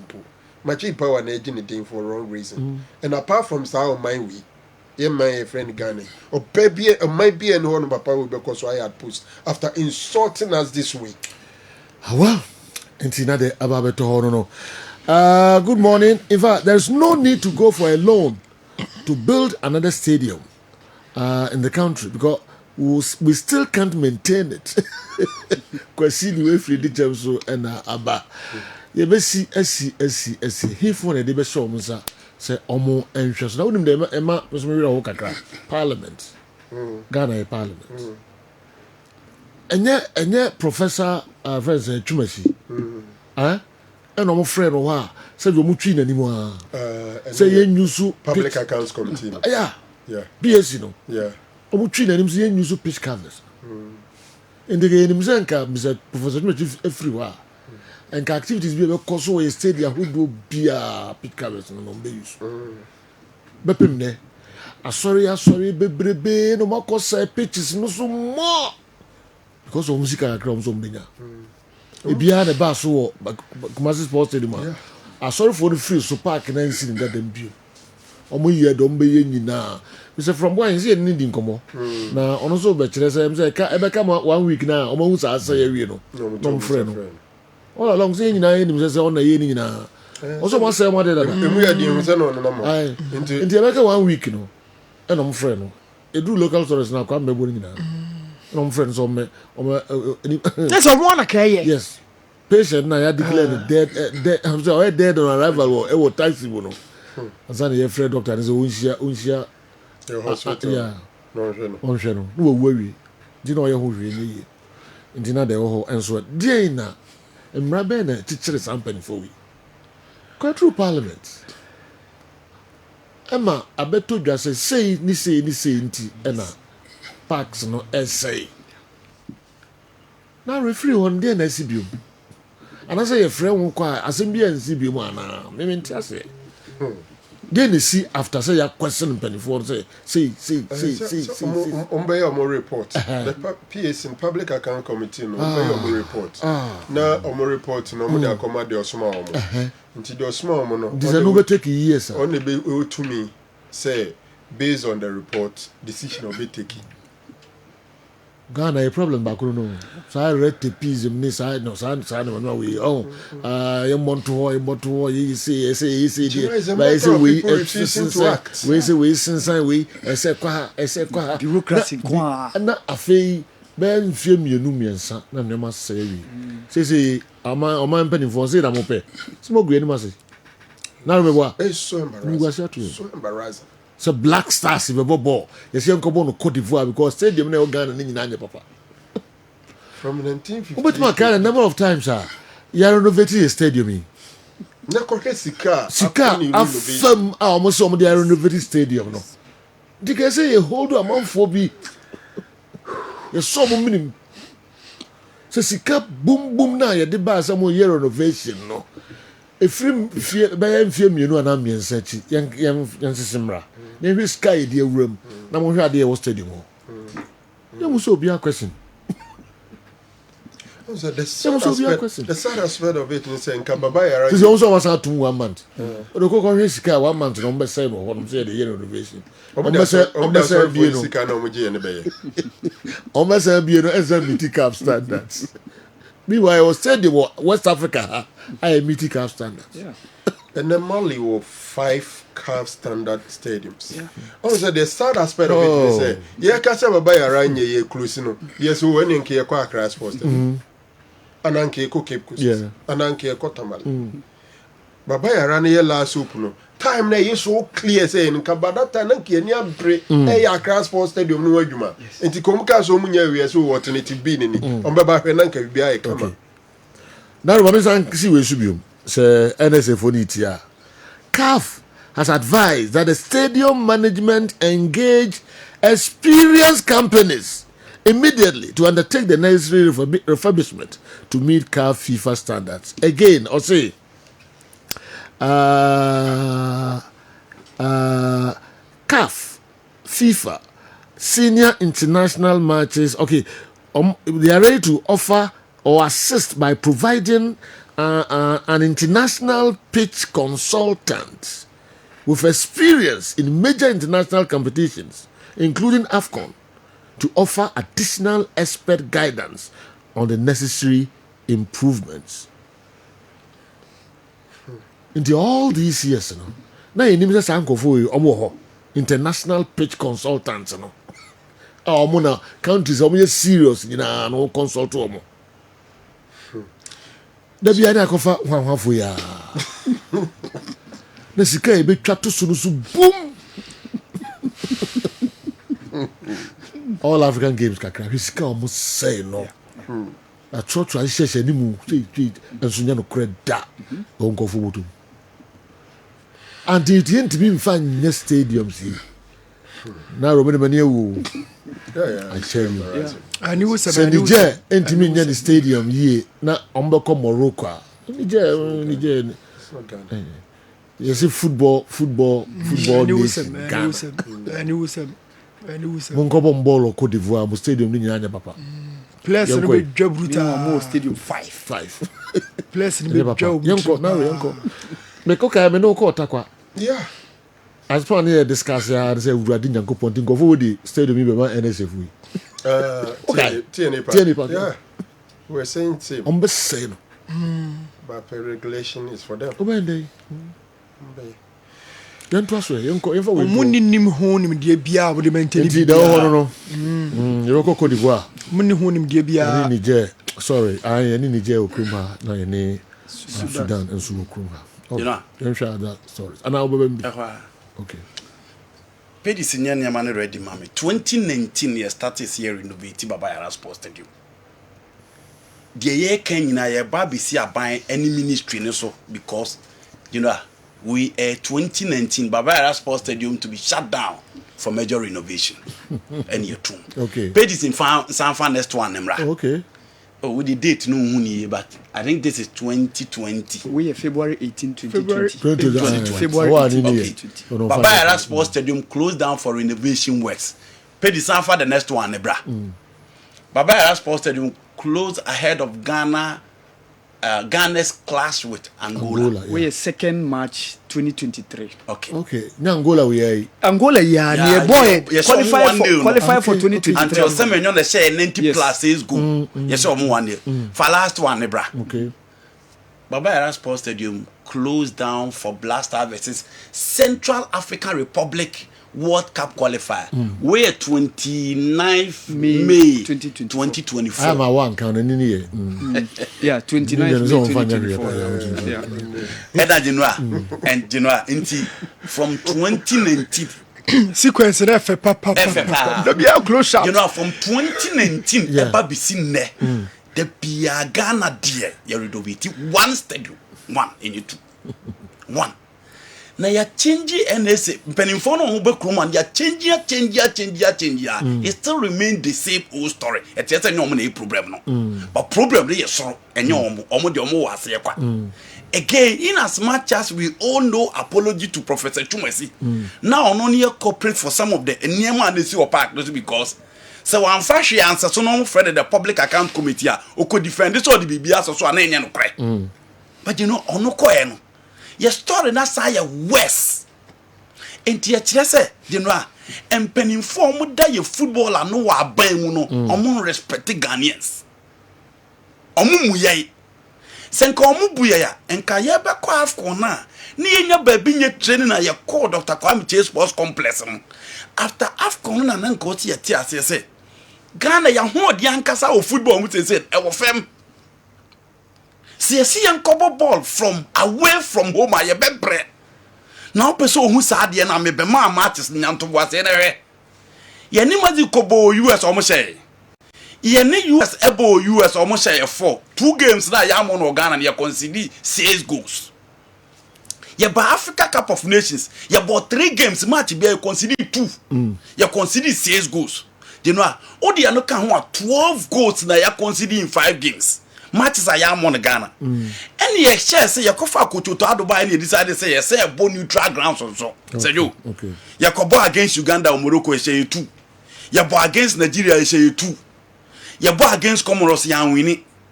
And to check games I have boy yam on Ghana, you're born away no share results. The only game I cobo on the way in your results, match I boy against Mali. I call winning 2-1. Into a man out team, ya hold the upper family to the level, say a poor match, and I say, I'm going to come and Yakoboni baby intimation. And you know, even the last game that we played at the Baba Yara Sports Stadium against Angola, we were beaten. The last game at Kobo Morocco against Nigeria, we were beaten. And I didn't know, you see your games, we know the enemy, Yansan Kobona, we into dear now sense. And you are people in the helm of affairs assuming positions. Can see a Pamon Crawford, Minister and Koso ma fire in a long time.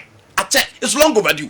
Because you know you cannot supervise same work for 4 years. Now there be a close stadium now. There be a close stadium down now. There be a opposition now.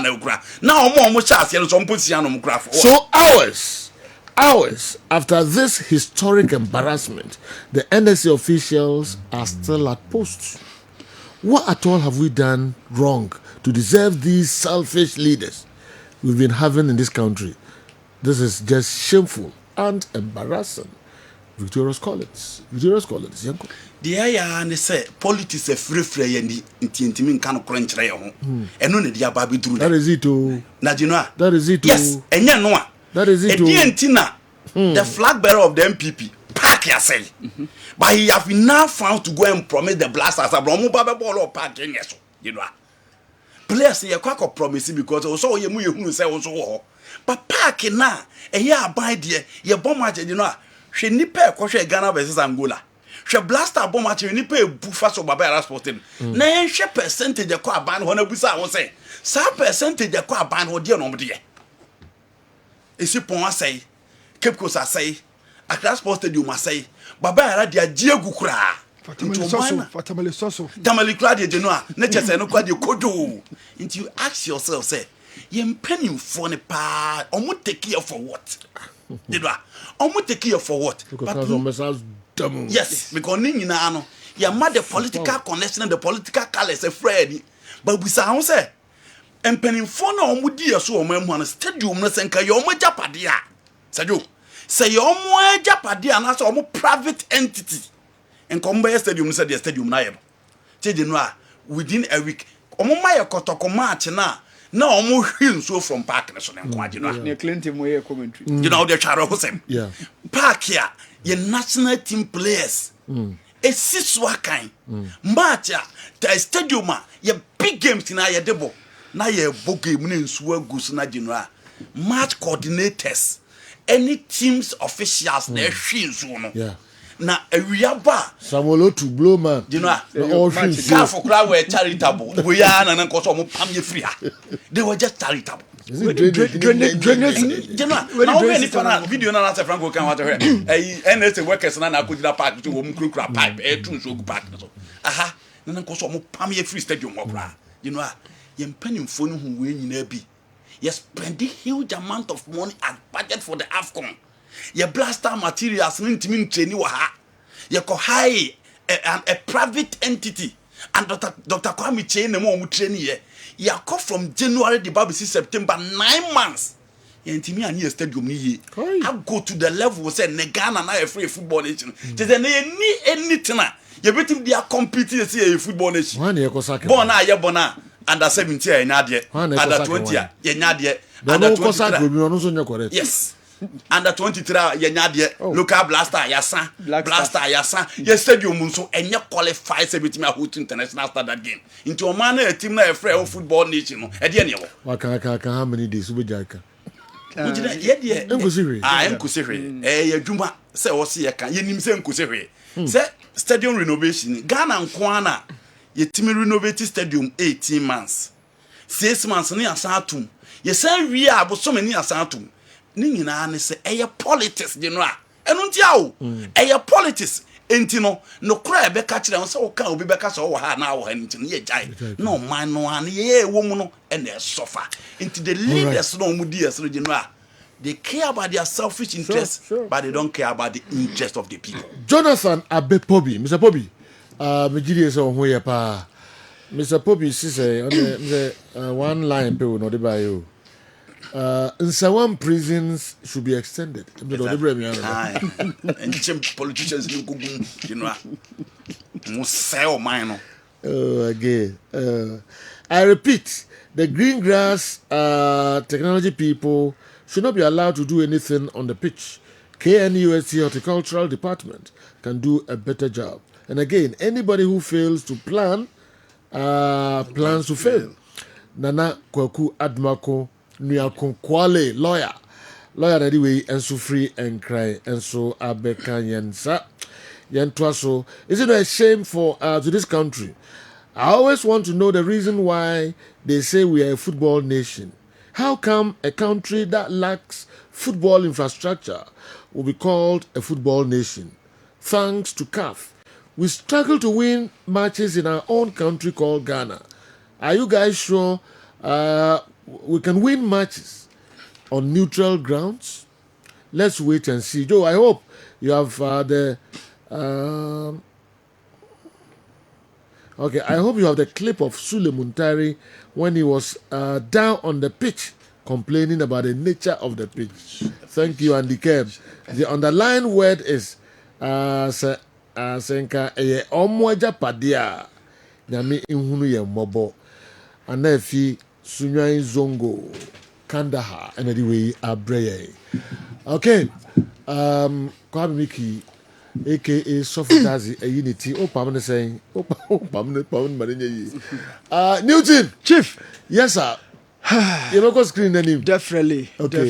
Then I bet say so far from weekend, you know, discussion back up no a blaster home come na uye no sinche Kumasa Santa Cotora has folk so a major discussion point at the Maubia per football. Na Frederick Asare ne Kamara and common na me person me no betum kakra. Na ma share my opinion on the performance of Kamara against Karela over the weekend the course. Any the way forward for Kumasa Santa Cotora. And of course, Mesa also had that incident to see a penalty in referee Nigeria. We wouldn't want to be in the second week and officials now about the major headlines. Yempen bio Latif Adari. And there's also a social situation with TV news bio. There was a contact. There was a contact. You know, there there was no contact. There was a contact. Latifa Adari said there was no contact. On the lines, no, wait, and I want her body. And that's around go here, boy. I'm a category there was no contact. So, Chief, you have a bonus in my board, no, so I discuss these issues every one more. Okay, and so, and I please, journalists are part of the problem. I sent a very fair message saying the truth, but you said it was highly political, so you won't read. Ababio Michael and a D-Way and so Abreme. A personal way Muntari Kamuno. The pitch. Thomas Partey ka, Sule ka, Central for ka. Why does they did no tum munipa coaches. Yampani for munipa mumu players no coaches no ka. Every major stakeholder Edna not to say the pitch no ka fulete. Safranco ka me can say the key emphasis in no surface of the field, surface, the pitch, everything the pitch. A man can light and once a man can bob, a man can wait, a man can wait. Hold on, say but the more emphasis the pitch. Okay. Buna no munipa,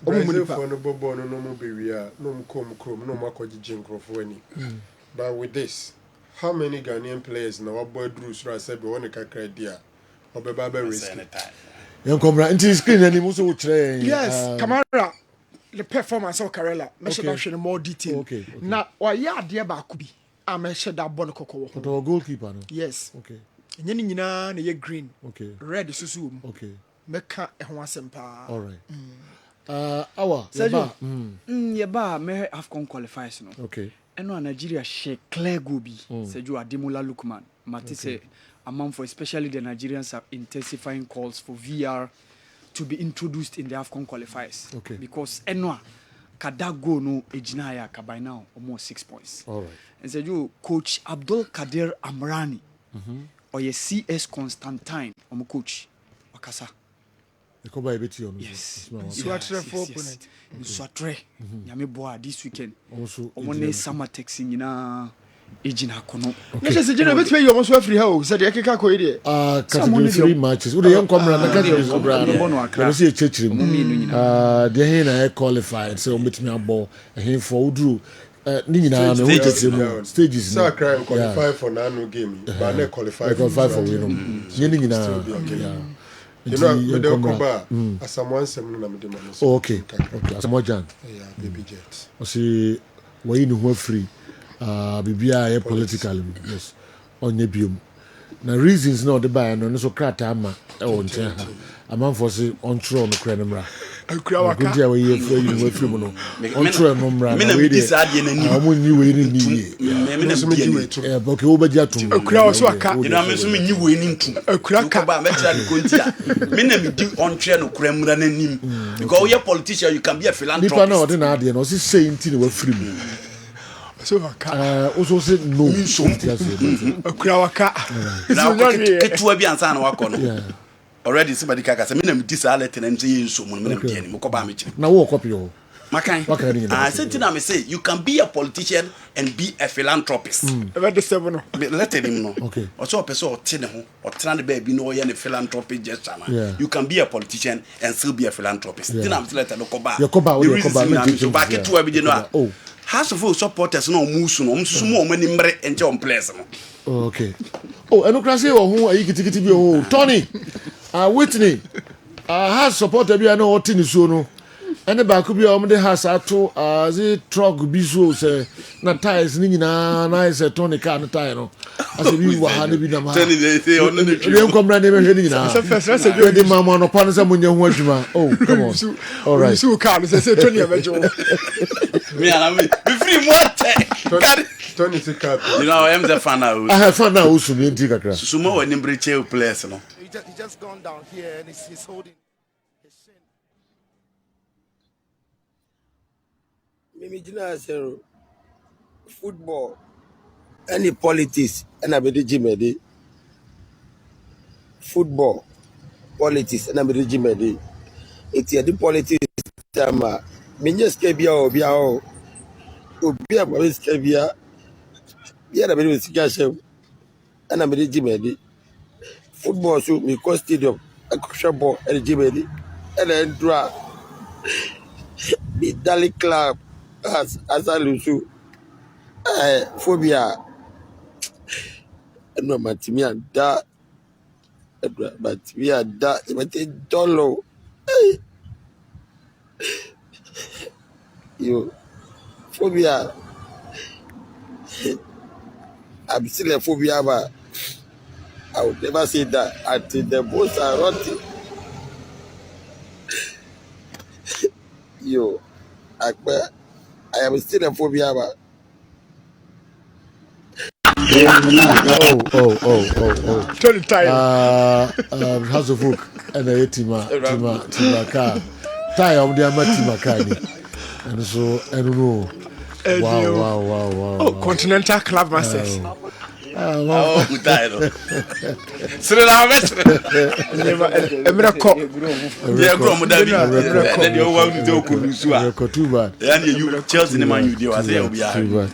about one game. The international league in area has a lose matches. Just one game. And a moment we are saying, "Year my house of buy a better Premier League experience. And when I don't know football. No one do 14 for net 12. Yeah, serious room. Any fan now, on shock, it try to yes. That's a good fan. Yes. Yeah. Okay. That was against Heart of Lions. Heart of Lions. Yes, I think they were more Cup or something. In the house, mama home so. Now one real team in who you know. No supporters, no. As a fan, Asamoah. All right. It's not fast. Also, lower more expectations. Yes. If I commercials can create ba na fiya ba beto aso. Dawood Heba nkra to kakra na fiya mra meto aso. I can't really tell. Me na me da Dawood Heba hospital ano. Na enam me so enane Dawood ointment. Dawood 360 capsules wodwa manso a ene obi adi hu adanse. Na du wei edutwem. Dawood ointment. Dawood ointment or se fetwi na ebeko. Ofa Dawood 360 capsules or cc na ade wom. Na dro mienu wei e adwuma bom. Obi a osisi ye o yapa. De obeye ne se wo de Dawood ointment no etwitwe osisi na anopa ene anwumre a. Nansa bia no na wo de bia bo asawa obetimi de atua. Udware wi a fa Dawood ointment. Wo de te ne fa sra. Ta bre kro na no na wonom Dawood 360 capsules no anopa ene anwumre. Na dance ye na ba amane wo de enko na enko ti dance ni bi. Dawood ointment. Edrowe me straighten and welding. The toda me po djuma na me honam nyina me hu bibi enyi. Ba se minya sa Dawood ointment we na me twitwia. Na no paso minya Dawood 360 na me no mo a. Eze kware me ye adwuma kra se kane no. The drowe de edi masema ma na be di so asema ma.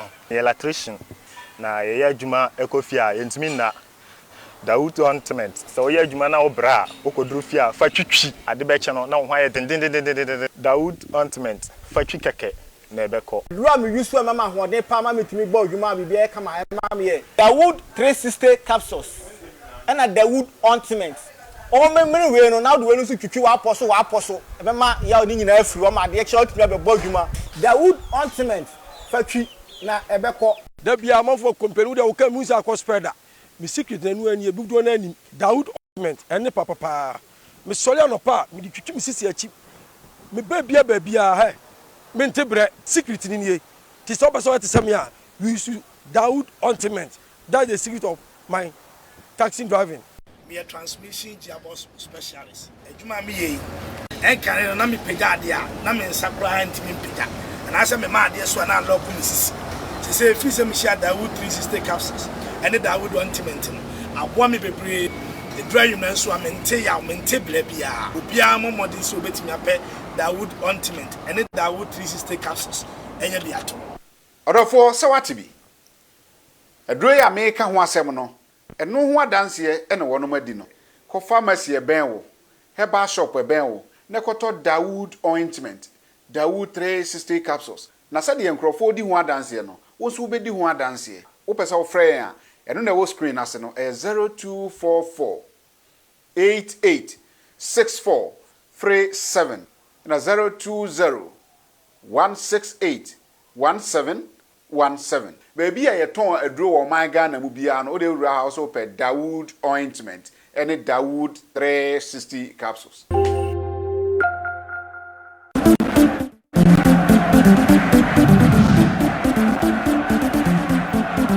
Okay, yeah, mama ni na kwa babiom Emra Kessben Television, Kessben 93.3, Kessben 92.9, Accra DSTV channel 364, Go TV channel 121. Midfield action and mwani egusu amohwe na fe maso enso gusu amotie. Me ko Siemens Heba na mene omo akodwetwe nkomo kakra. Dr.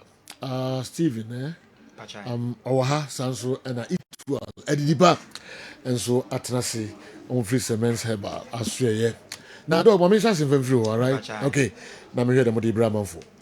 Sergio ya becha ne ahwefo ne atiefo nyina na Siemens Heba clinic moti en kan se dia wa pomden ne wa yaresa enti na ye wo ha enti ase fa wo ha nyina a ya pomden ne yare ho no fa bedan ye na nyame nam ye so ebetimi aboa ama saa yare no na ye ha na ete so no ebefiri so se ye yare nko ade a wa pomden no ba bi atochema nko ade a ensipinsit a Siemens Heba clinic and ye wo last stop a ye wo Kumasi Asokore Mampong Kumasi Asokore Mampong ti yare bia firi wo soro kopem wo fam de ya se bra o de bedan ya ye beye hwehwemu a wose ye nyina hwehwemu a de moja ye hwehwemu a de dwonso ye hwehwemu a wose ye twa scan ye hwe wo yemu niema ne bibia x-ray na wose ye saa niema ne nyina ho akade na ho fidie e wo ya so ye beye saa hwehwemu no na ewie ne hu yare ya ha ene pempenso yare na koduru ene de yakofa ba ya ansa na ye ho aduru a e wose ye de wo etoso enti yare bia o de ba ya so ya saa ena ye dwumadie ne asiatie enti adansidie ndi abrusu bebre emre ni ntia ye ntimi mboboso na adansidie na yare sabia adansidie koso de a eno ane Siemens Herbal Clinic enti bia wo de ne ye mojamroso asiche yare ya se branie manage ma kama tafo na ha atana so ache eye osa uyem taye woya ni nyina brebuo mu haw biara hepatitis B anase ukini no efeli anachimato bia ba ho empo oye bema prostate no chimato bia ba ho ti aye kese ana bibi santi no amadwunso na koye bibi ho yesi ni nyina fa bedan na yentimi emboa sanso na oto aseta atwetwon mama aposo taye moya rheumatism na esasabro especially awo ba se ya kakra na wokoto de no kra ho no na ye woya usisi wa aposo nyina wa chika se no kra no chimato bia ba ho ni nyina se fabra yema waduru abema no mpeni ne kotodwe ne nyina ahoden den abam ni ya sa ya massage amount ya reflexology chiropractic therapy and physiotherapy sane mani nyina be kan dro no a enche na sa how ni nyina to eden atwa ebia wo de ne stroke aka wa to them anampo utimi nantian so nantian ni nkoyi ya se bra Siemens na yenya sa physio ne massage ne chiropractic ni nyina nka ho ensa ma unro a bema ahoden aba na onso watimi ade udwuma kama ye kasa ni nyina no ka hu se numbers na na go screen no so no o hwe TV na screen na se na start fred doctors ni bi wa kira eno ebedi nkomo kama ebia na ode de radio na wutie me patcho fa number we start fresh sisi a 0530 123 996 0530 123 996 o hwe TV no so another number go so start fresh sisi a ye Kumasi Asokore Mampong ebia na ode de ya wo na mope ma ware a che enso awo no mba ebia bankra na enso mu twetwe me patcho de oba ne se woni wukunu no be ma na ma oba no nko amba mumienu nyina momra because awo nipa minu na ewo ye hwe be ma no nsuo ne ye hwe be oba no so ye hwe ni mojam etwa ne scan hwa wodi ni mu a ye hu ba bia problem ni gine nti awo ne ho aye den a ne ya solve ebia mumienu anemu ba ko na ewo problem a ye solve a enche monso betimi afafuro awa famo afamba na anije aba oba so awutie mi na wo hwe mi a omfinchi kona kwa bibio ensisi so yi eba wa yase be ya wo ya e bank tenkete bosumi bi wo kra mba won so anya ade a wonyam me pa cho ni nyina ne se obeba Siemens ye nya hwehwemu ni entimi ma waduru a ebeyi saa ha ni nyina afi ho na won so menses na ba na won so watimi afafuro awo afa ho afa oba problem bia ye problem ko ade gi se wa mba ya so oba ya so ye nko ade a ye hwehwe mu wie a ye de obeto aduro so na wonso onsa aka wa dance de na na ye bedi nkomo kakra bi afa yare we ho infection atam bia ye boso namu yare ne namu yare de tai common pa ye tamu ya so ye de friend se gonorrhea babaso ne kan gonorrhea na anase babaso no sana twikasa mu ne de ye se babaso krama ye babaso koto babaso kukodwie ne entem bebre na mum ye hwe babaso yare gonorrhea na nkasa me pa twenchichemu bi anim babaso yare ne ye ba kompe ne krama ne cotton den bia sa eni ho sa na nhwehwemu ekere ya aboa na ye bacteria de gonorrhea yare ne ba no ye friend Neisseria gonorrhea anase Neisseria gonorrhea sa yare no anaboa no baako enti de yare ne ba so yare ne ye baako nemum na hyenso dia na symptoms no anansamone edi woni paduanum no eno na etimi dance no from nipa baako to nipa baako na eno no nkyese yare no different na se sa aboa no eba nipa duanum a usually e kwan fa so ba nam enti na ka se nam yare no na ye the common way a wo fa so nya sa yare no through sex say ye normal sex ana de kan say anal sex sabe to kwan ana say oral sex me patcho sa kwan no so ana ye fa so nya aboa no na aboa no ko nipa duanum ba bia pepa ya sabe bema wo bemam na oba nso wase ana say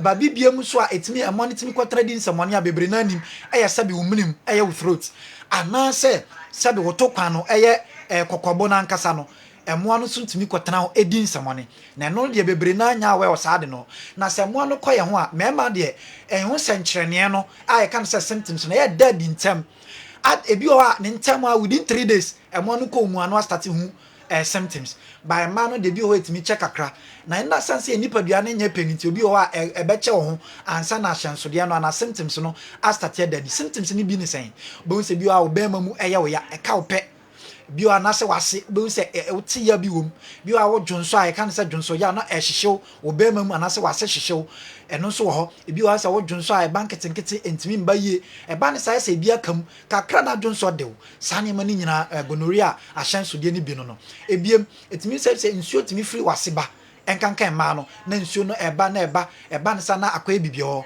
ebi wa asa bia nka wom ebi won so enka nim kala no so etimi sisa sana be ma nso nsuo timi furu be ma mu eba ensan timi gu be ma ho anase wase na ye ho hene anase ekekaw san so na ema eba ne sana eche ho sana na afia start say edin semone no akonanim ti se hu sha ahyenso de amabɔ so yibia ka hu se ebi won so kra na nya gonorrhea no na chlamydia so timi di san semone no syphilis timi yesa na dwunso twamu yare eno nti na manhwehwemu ne wuhia yie pa ti ye hwehwemu na de be hu se wo de na egono ana ye de yin ansa na ye de wo ato aduro so na atimi atu ase krakra e de amount na se wei hu sa ne ma wei anempo wa ye test bi pen ye se ye gonorrhea ana se infection bia na se wan ba semensam ye ntu ase na wo tena ho ma ne dokro ana se che ho a oyoba ahyenso de ana se nsamone complications a etimi ekodini bo se etimi foko a wode na no na akwakoso ade bi friend se pia di no wa ya se ya wona okruhia nsuo no kra etimi san na chi na ba wona okruhia wote ya etimi ma o menses kra kwa ye bibia o emba ye ni ade gonorrhea mo no etimi di sansam ni we nyina wan hwe ya etimi si wa wo ho kwan sane mani tin yesi tutu na mombra na ye etimi boa o ye be man so a sanso na etimi ma o be ma fon e ma o me ma sem kofom sanso na etimi kura kwa affect o testicles hwe ni mu aba na produce sperm so no e ba na say kan say wonya urethritis and na etimi so affect o epididymis no I store o sperm no and ye kan say wonya epididymitis e ba sa wan hwe ya o be ma hu suo kura e ba no ahode nim e ba sa wan hwe ya untimi hwe obanyi sen gonorrhea mo no timi di sansem ni we nyina sanso na e ma ne mema mu nyina no gonorrhea mo no timi kwa attack o joint o kotojo ni usisi e ba sa na e koso de kan say septic arthritis nti eno so gonorrhea mo timi di sansem ni we nyina nti enya de e wo se wo didi agro tutu na mombra semense ba clinic ayo kumasi asokore mampo frɛ na ba na gu screen no so sisi a na yentu wa na momma wo ba ye test ni wi a na ehun ba bia ana infection cross e gonorrhea ene ya de fofra nhwehwemu na be kyerɛ na etu ase kra e de amount yare bia ya to di se yare de o de ba aso ya eno so yetu wa na mo ya mboso a enkyerɛ se yensa eyemre ni ntia ti fa na ba ni biem sisi a na agan doctor emfa ye enwie kra 0240 61 60 61 0240 61 60 61 and 050 0530 0530 123 123 996 996 0530 0530 123 123 996 996 Kumasi asokore mampom ba bibi ofri ba sa ya akra kwan so na adwo kwan so asitek obenya asokore mampom ka catcher driver nso nsi wasemense ya okwana no wa obesiu obi a oya adwuma okwan no so enimie sanso na ba bibi ofri ba a obesi keti ana dum no ko Dr. Mensa also pa asokore mampom ka catcher mate ni se wonsi owroma fa asore da no anaba bia na asokore mampom da ne hene no ba bia ni start ni si na musi wo a obi obebisa ni bia no ode obeba ya so agan doctor e de embeto aso doctor general so we bonti ani akọ ye do na ye dia ba bonten du ha se me ni mu di nkra general yo general yes sorry so cry no na ye do dia ba bonten do di ni Semens Vital Herbal Mixture and capsules do we na ne mra ne dia gan no se do we ne ye kanfo dia ma be ma bia o hwe yen ana se otie ana oba bia o hwe yen ana se otie tie nie pa me pa cha so yo ba wo ye be ma sabi usisi e yo ya den wanum nura hodo anu so still enko we ye kanfo aduro Semens Vital Herbal Mixture and then the capsules e the amount agan no yes sise usisi nko na ye ya na eyenyare wa hodo bi se gonorrhea syphilis chlamydia nom na ye ana se typhoid bi na ye o ma usisi na ye ya ana wadwuma wo ye ntia ma usisi ye ya enyina ho ntenase tambrafo yi soa na ode ba wana tu ala safo no ti ni sisi ye ne ya me pa cho kona koto aduro ni bi na emom ebi ana de no otehwe ana ma dompe bi mu abu se dompe mu bu a eno de ana surgery ene physio no masem eno no nko anya aduro na asem ye ka sho se ye se de mabobọ so no nko na ma osisi yo ya de a kona koto aduro no ye de ntiato de to ho ama se wo num aduro no duru half e so osisi ne ko ni nyina ne se wo be num aduro no na bibia atimi abo kama afenso ye bema o mema sem no wato form team keja untimi nya ho hwe me pa cha nso tumi kato aduro ni bi afenso bema no sabi woni oba hye ma asisi anu waje mu a to aduro ni bi na nom na frɛ number no na yen kyerɛw sabi obesi anom no ye number no ye 0240 61 60 61 0240 25 75 35 55 phrase our numbers 0205 75 57 35 55 0205 last one 57 35 55 okay free na ya nu ni nkomo na ya mwa na ume masem na atofom no atinkan any hon bibia to entwa ma right Semens Herbal amanebo ene nkomohwam omde abreye enso eno no friend numbers no na moni omo enso eni enkomo Kessben television Kessben 93.3 Kessben 92.9 Accra DSTV channel no 364 Go TV channel no enso 121 enche be WhatsApp videos kakra mode aba na nsemben na monso mode to edwa Papa Nova Accra and the way aba we haven't seen nothing yet because we vote for some parliamentarians who disappoint us as a nation. The Public Accounts Committee is like no, they back loudly in the face of us. Like a fearful dog backing in front of it. But who don't more somebody call action now. Okay, so the tia and say action. Action saying your money final you. All right, the 275 parliamentarians are interested in the increment of their salary, not the improvement of the development of the nation. I'm disappointed and ashamed of some appointed officials of our football department. Say, civil disobedience will force government to act to our long talk and long messages can't solve the problems. It's only civil disobedience that will force the government to act. Papa Nova, and anyway, and so Brian Bosingwa, Alasan Bosingwa, I stopped taking this country serious ever since they took pastors on Galamsey sites to pray. Video. I stopped taking this country serious ever since they took pastors to Galamsey site to pray. Hey, Ghana.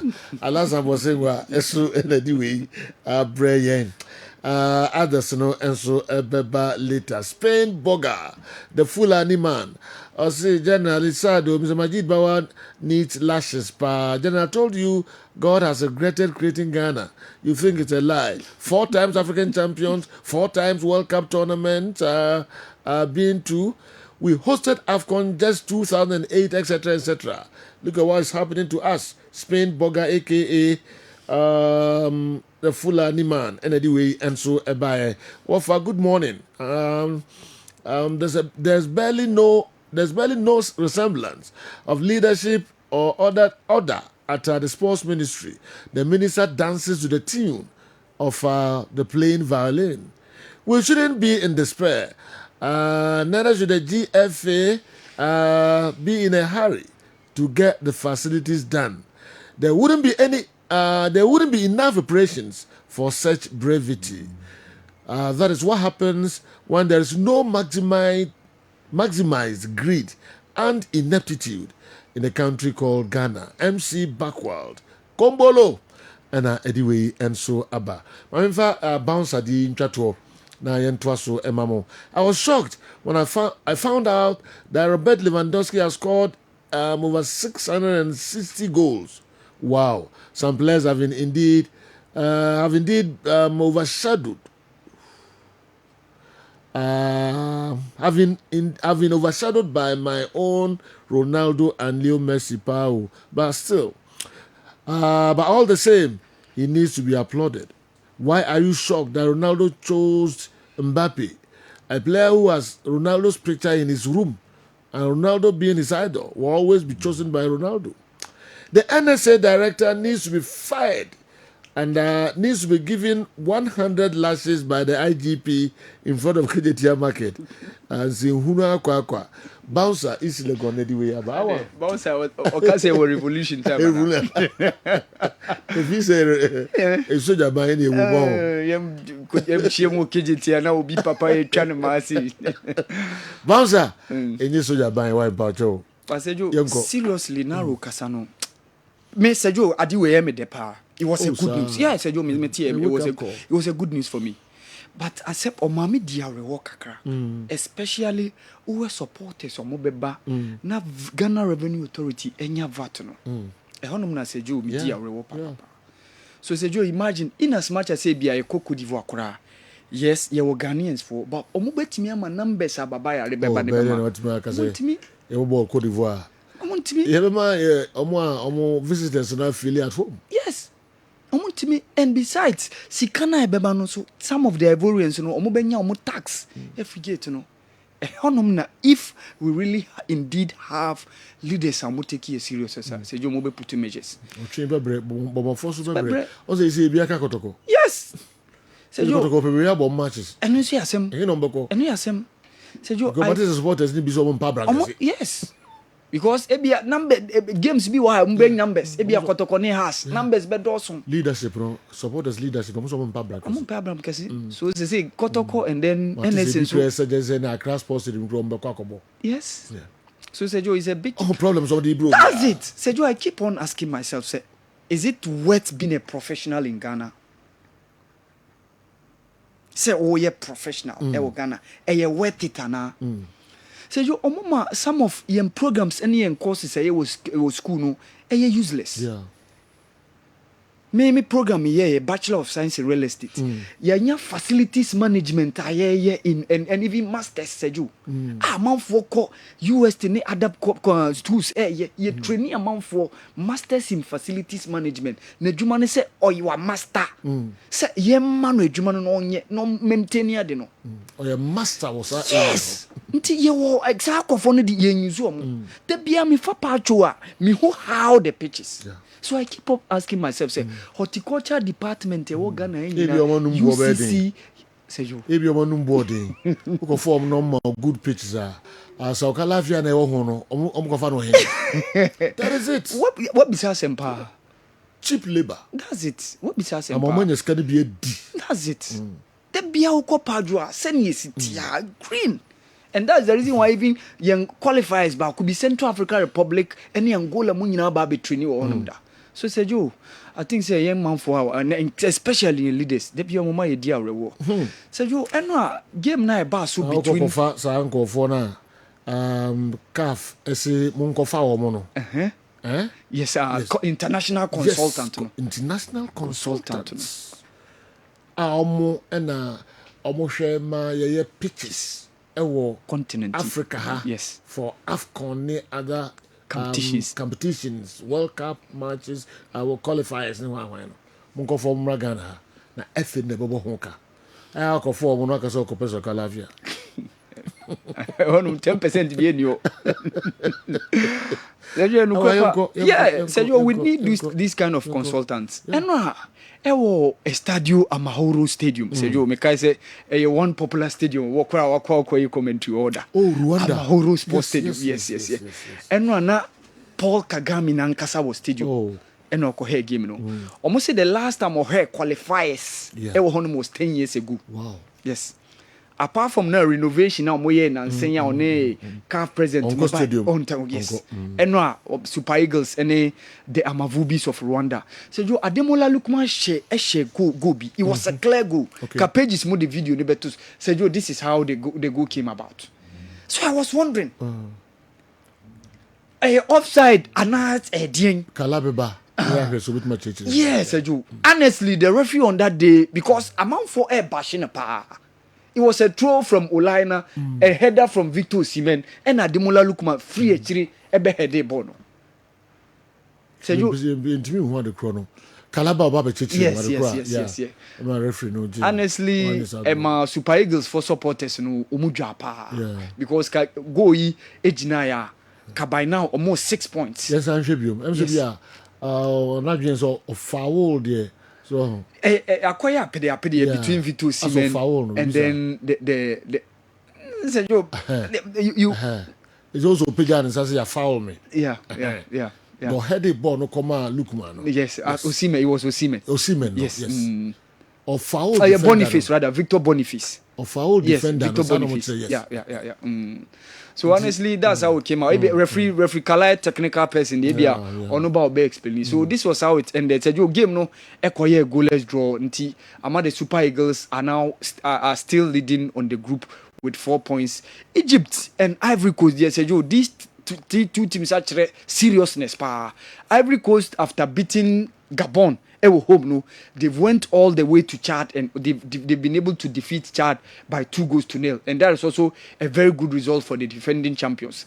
After 2 rounds of games, Omonia 6 points, and Chelsea said 2 games no more boni na winning. Egypt they went with a clean sheet in all the games because they defeated Cape Verde by 3 goals. Omudi Ejumano share Hosama Sano Seju.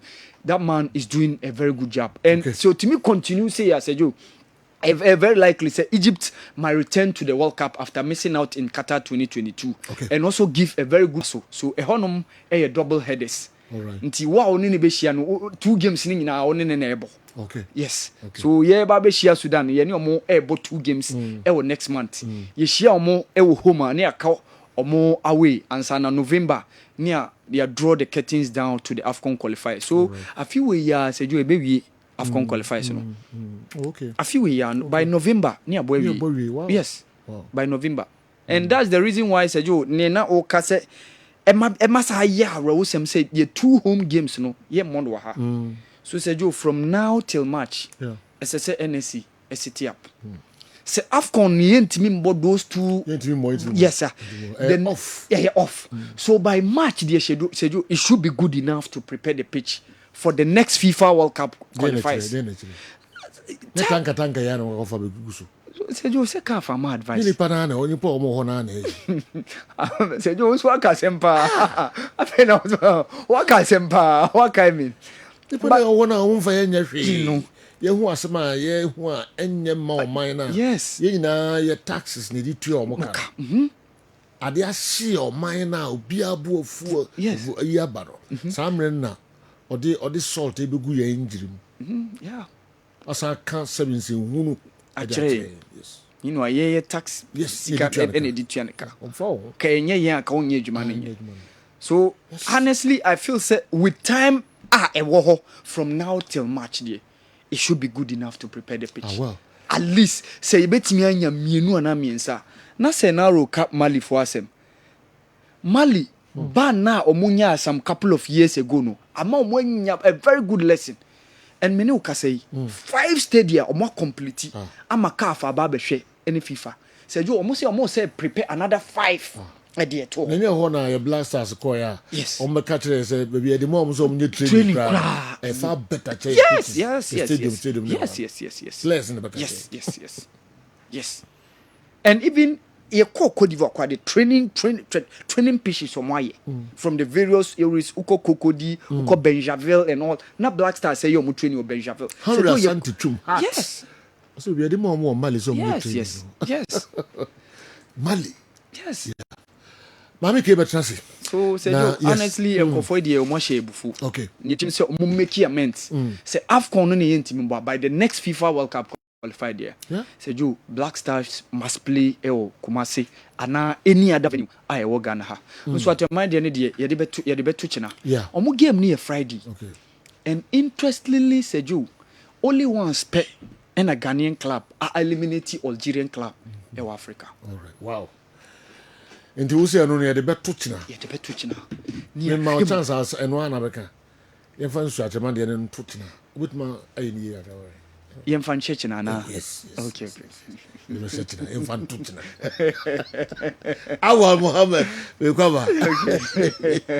I realized Baby Jet is a coward. The very day he said he won't take the penalty kick for Ghana again during normal play prior to 2013 AFCON in South Africa, after receiving all sort of insults and bashing from Ghanaians after the penalty miss against Uruguay in 2010 World Cup.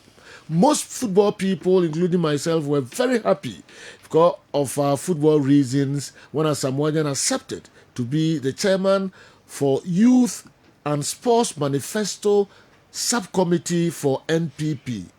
Why then resign? Little insults from non-NPP Ghanaians and he's off. Cowardice. Cowardness. Beku Asamoah Gyan. He should develop thick skin kakra na public figure and insults there it is a bafine any form. CAF banning Baba Yara Stadium from hosting category 3 international games has been long overdue. Playing our home matches on neutral grounds and losing all will get our football people on their toes to do the needful. Na omo aye yen abro achedodo. So I think we should hold our breath because we can't talk all day long but our football in Penifo until because they are aware of the state of our stadia but have decided to do otherwise because of their selfish gains. Being a Ghanaian now is a big shame. Bibia Ajiegu Sikapa Methodist Hospital Buraso Ediano. All right, Mami ko Mami Keho. Na yenkodin komo kakra ba mi ke yete say Sergio nyame adom nyankopon asepa me hoye pa hey wa sada shay bi a chichiro wo boa Sergio okay 3P garlic mixture bi ba mi ke din komo kakra na ya betu aso yo yenti Sergio me da say yamatiefo nyina ache emoma ha enkyena dumienu abo medofo mebu sase ompo no emutisen bigiri se waje mesu ofie se nyankropon adom oho eye enenso eye wukuada edasonko nyankropon wode adom ye na se kwakobo dumienu se na ohu ye ewo kasamfonyini hye chese eye 3P garlic mixture ehon komo ene ne wo eba bedi medofo edro we ye edro wonso a abekurom ha enipa enom egitum adansi a ye di fedro we ho no se ye ka se ye ka ade bechen enu nti ene ye base ya na ya srew se enyiwa fidie ni mfiri ha eyesimedu pe ene no ekasa tia so pem na ye bewie no na wanya ene papa bebre e de free ye nkomodi aye ba bedinum Piwak natural I the 3p garlic mixture abedwa so no 3p no se wo hwem wo Kessben TV a enne da nchen ho no eye se ya na etie okoto a ensonso ye bia enim entimesrew ema obi emfa akotokoro ena ne wo 7 ena sa okoto nso so a wo bie so a eduro ne wotoam ehwe ho a ebo enti uto a na wasomu ye ena 3p garlic mixture so bosomi nkuno yi mo no ye ka to se ye tum kakra bi enti ukọ na ba bia akoto no ebo ne kosroki tuwa bi a mesrew eyesa enti ebesre wo mo nso etu koton ne se ye mfa bo dindin bia entoto so na obi abetumi atobia nom na aboa nyina ene nkomo a ye difa duro yi ho no ye hwe menstrual disorder emma fichi kromu ehaw we na oboso a na mema no o no oyi afidie ni free ho no wo sode me pa chaw emma ye tare mema so hu enu nti se ye ka emma ho asem a bema emma no enye wo se eye ma asem enti mfa ho me pa chaw de efa bema ho no efa oba ho de efa oba ho so efa bema ho enti nye afidie ni free ha tie masopemu pa because de be ba ye ka ses ye ka menses ho asem a oba eka no na obra bema se wo temanko ade a ebehaw enu ntitie ni ye ne pe 3p garlic mixture ema wo yire ennom ema wo dofo ennom se ne be ya abre bia no se wo bu ne nsa ebe ye kama be ye flexible moton e dia ma no wabra wonya haw bia se wo yire ana wo dofo bi ana wo baba ye bi aka cho se obu ne nsa onya eyaw ohunu amanea ne haw na to atwa eduro obeboa ne pa eye 3p garlic mixture ehun komodie no yeni nkomo sisi a ye number no eye 0248 92 8824 0248 92 8824 kaisa eduro no eye 3p garlic mixture menses no ye woniema bebre a ekofa emu eyawo edeba ene nyankopon so ahya to se wo ba bia no bosome se wonyem a ewo se wubu onsa se yare bia ni ho a ewo se wubu onsa ene wo ba bia nso siso a every 10 years ede kwa akosi 16 years ewo so obu nensa obi tuminya ne 10 ebinya ne 11 12 13 14 15 16 ebi di cry 17 efri sahabre no ekwa wo baba ya se wo hwe na sensebuo ne maya na se Asamoah Gyan mesrew e wo se wotumi bu ne nsa eno ne be kire na awo ene honsem enti se eba na se ka 3p garlic mixture ho asem se ya medofo na wapebia nom na aboa opapapa e wo kwan bebre so na mensese no edru baabi nso a etwa and your friend menopause.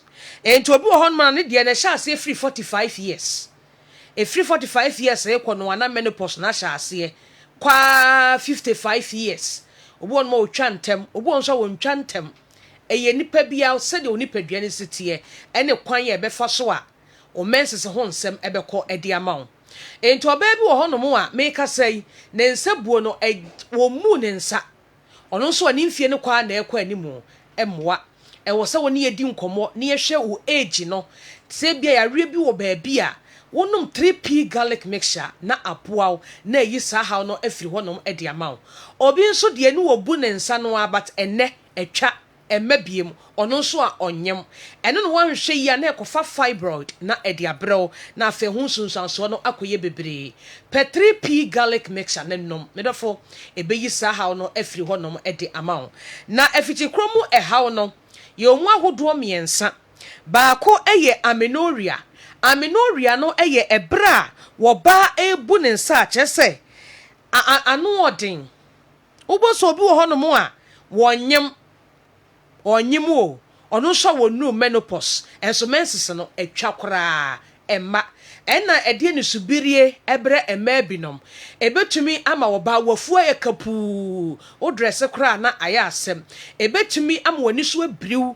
ama watwa ahwe ekoba san so na eye fibroid na ebo nkaye etu oba ewo se wubu nsa na ensebuo no emma no me pacho pe ho asem ka freye na doctor ene uni nkomo ne yenche okwan ya befa so benum 3p garlic mixture na emma menses no emra kama na emma bibia ntoto yie because oba se wo mu nsa obeden wetimi anyinsen ha ma bebre ensontoma ekatade so ye number ne ye 0248 92 8824 0248 92 8824 kai se edura me ne woka ho asema no pa awie eye 3p garlic mixture entra ma fibroid emeyew emiyenkoye osebi operation wuntimi ntua woka petripi nom na ensisa oha na no kwan na o menses na atwa no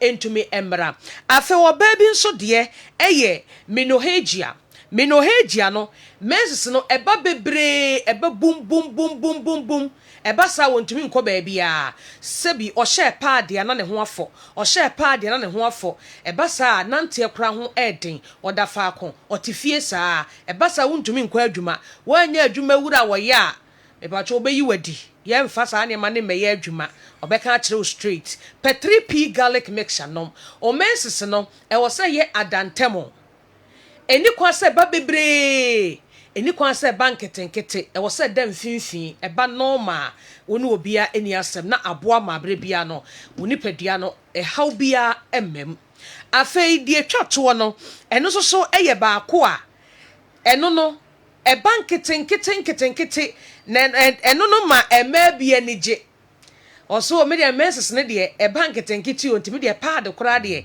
me toba akwa metimi yusu no bosomi mienu me pa chaw eni kwa se eyesa o menses no e wo se eba bebre kakra edam finfin enenan enenum enensia enenson na bibia aye kama e bank tenkiti a ebetumi ama awo ho asem aye den de ama ebetumi ama wafu aye kutu ebetumi akwa fibroid e de abrew ena ebetumi nso akofa nsunsan so bebre e de abrew to oba de o menses no e wo se eye adantemo enti na me kanfo 3p garlic mixture e de ama ema ne mpebi ntonom emema no monto bi ma mo yire nom ene mo adofo ne mo mama no a mo ahyase ebu o mo nsa no na aboa wo mo so oba e kan fichi kromu yaw e de akire wo a medofo ubesu ama no Petripi manenom sa haw ni nyina etu betwa ye number ne ye 0248 92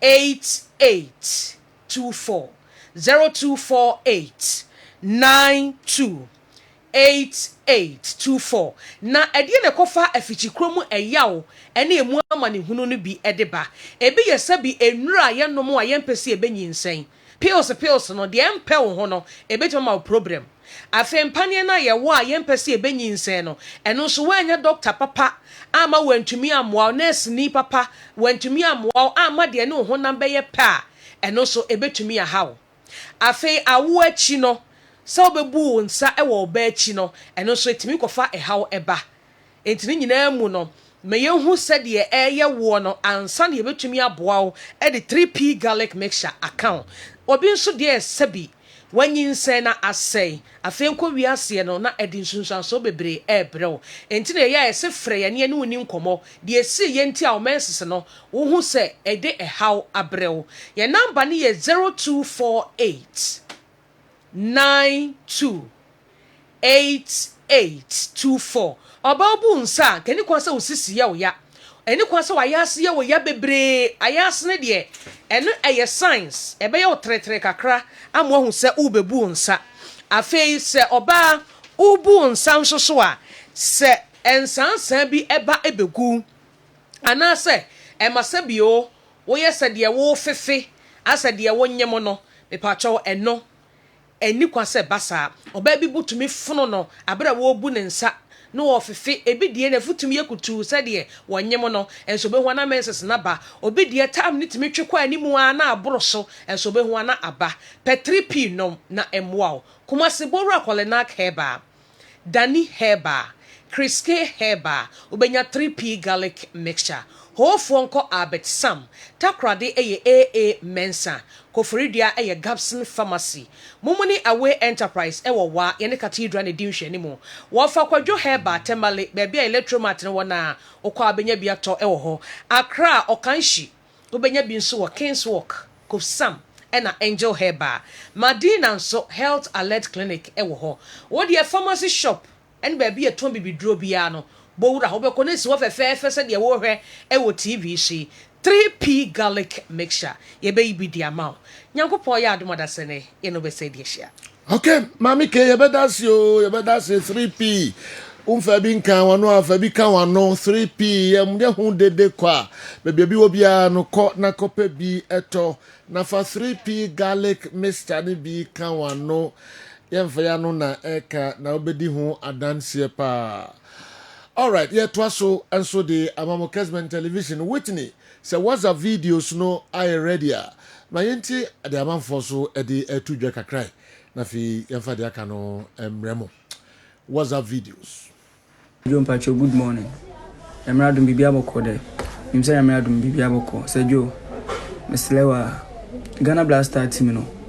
Fort be am free coach. The miso bia the singlet. You singlet for the free. Yanko next one. Why?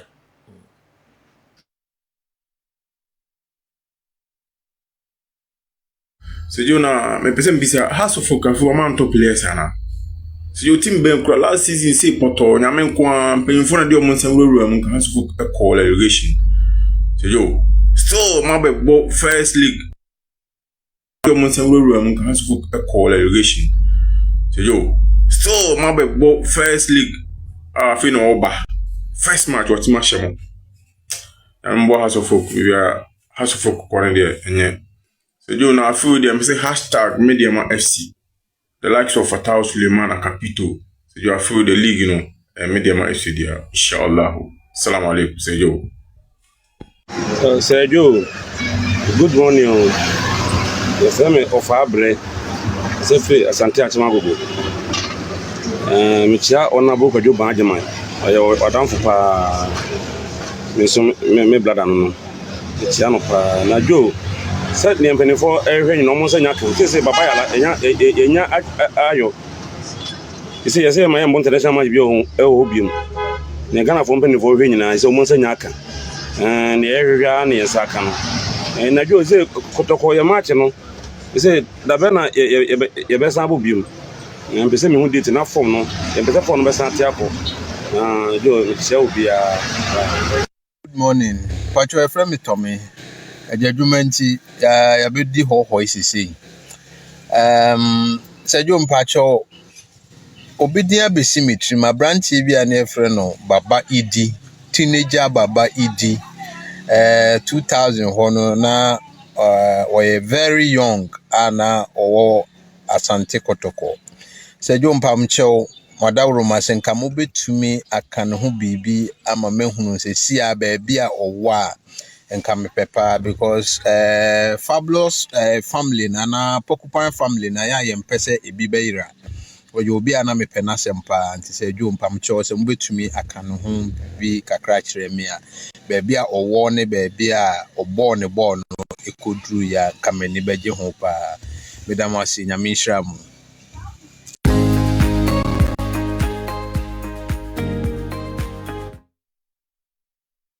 Oh, okay. All right, kakra enso ena yede amamono singlet for any baby a noise be brave wo enso na bia nsema mo kano enwu nya pa ba background noise na ewo no na yefa enyi yemfa nche ebe ya na fi na wo kan yintimi ntidia na ehu nya se yede enso eba. All right, enchemeko Newton Latte Marijata o na ono so dia fam kakra na ya final discussions our local stories so kwa mikibabe transi na enso ode abrayed. It seems there is a deliberate neglect in maintaining the pitches, with everything being purely theoretical and no real action from the authorities. For some time now, the NSA has been run by armchair theorists, with no one held accountable for their actions. It is disheartening to see our stadiums deteriorating.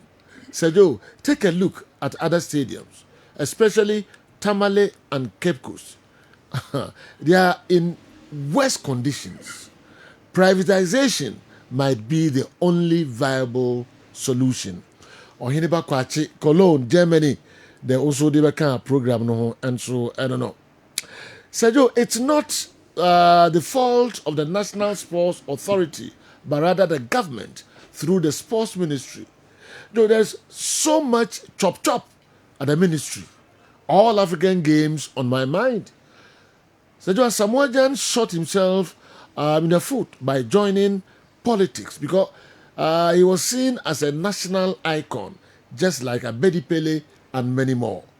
Dibko Ismail, why old traffic lights? They were the Ebrahim, and so no. We are all part of the problem. We are all part of the problem. And natural justice will not allow the Black Stars team to see success, looking at how we are treating our amputee team. Now everybody is talking, criticizing, and heartbroken because specialists in failure has failed again. But no one supported the amputee team, even when they won back-to-back trophies. Now, you want to qualify for the AFCON so that you can go and spend millions of dollars for no work done. Natural justice will never accept this. You can't treat the vulnerable in the society bad and expect success. God is watching us all. Justice, Mampo Asem Health Center. Over to you, Newton Latte Marijata.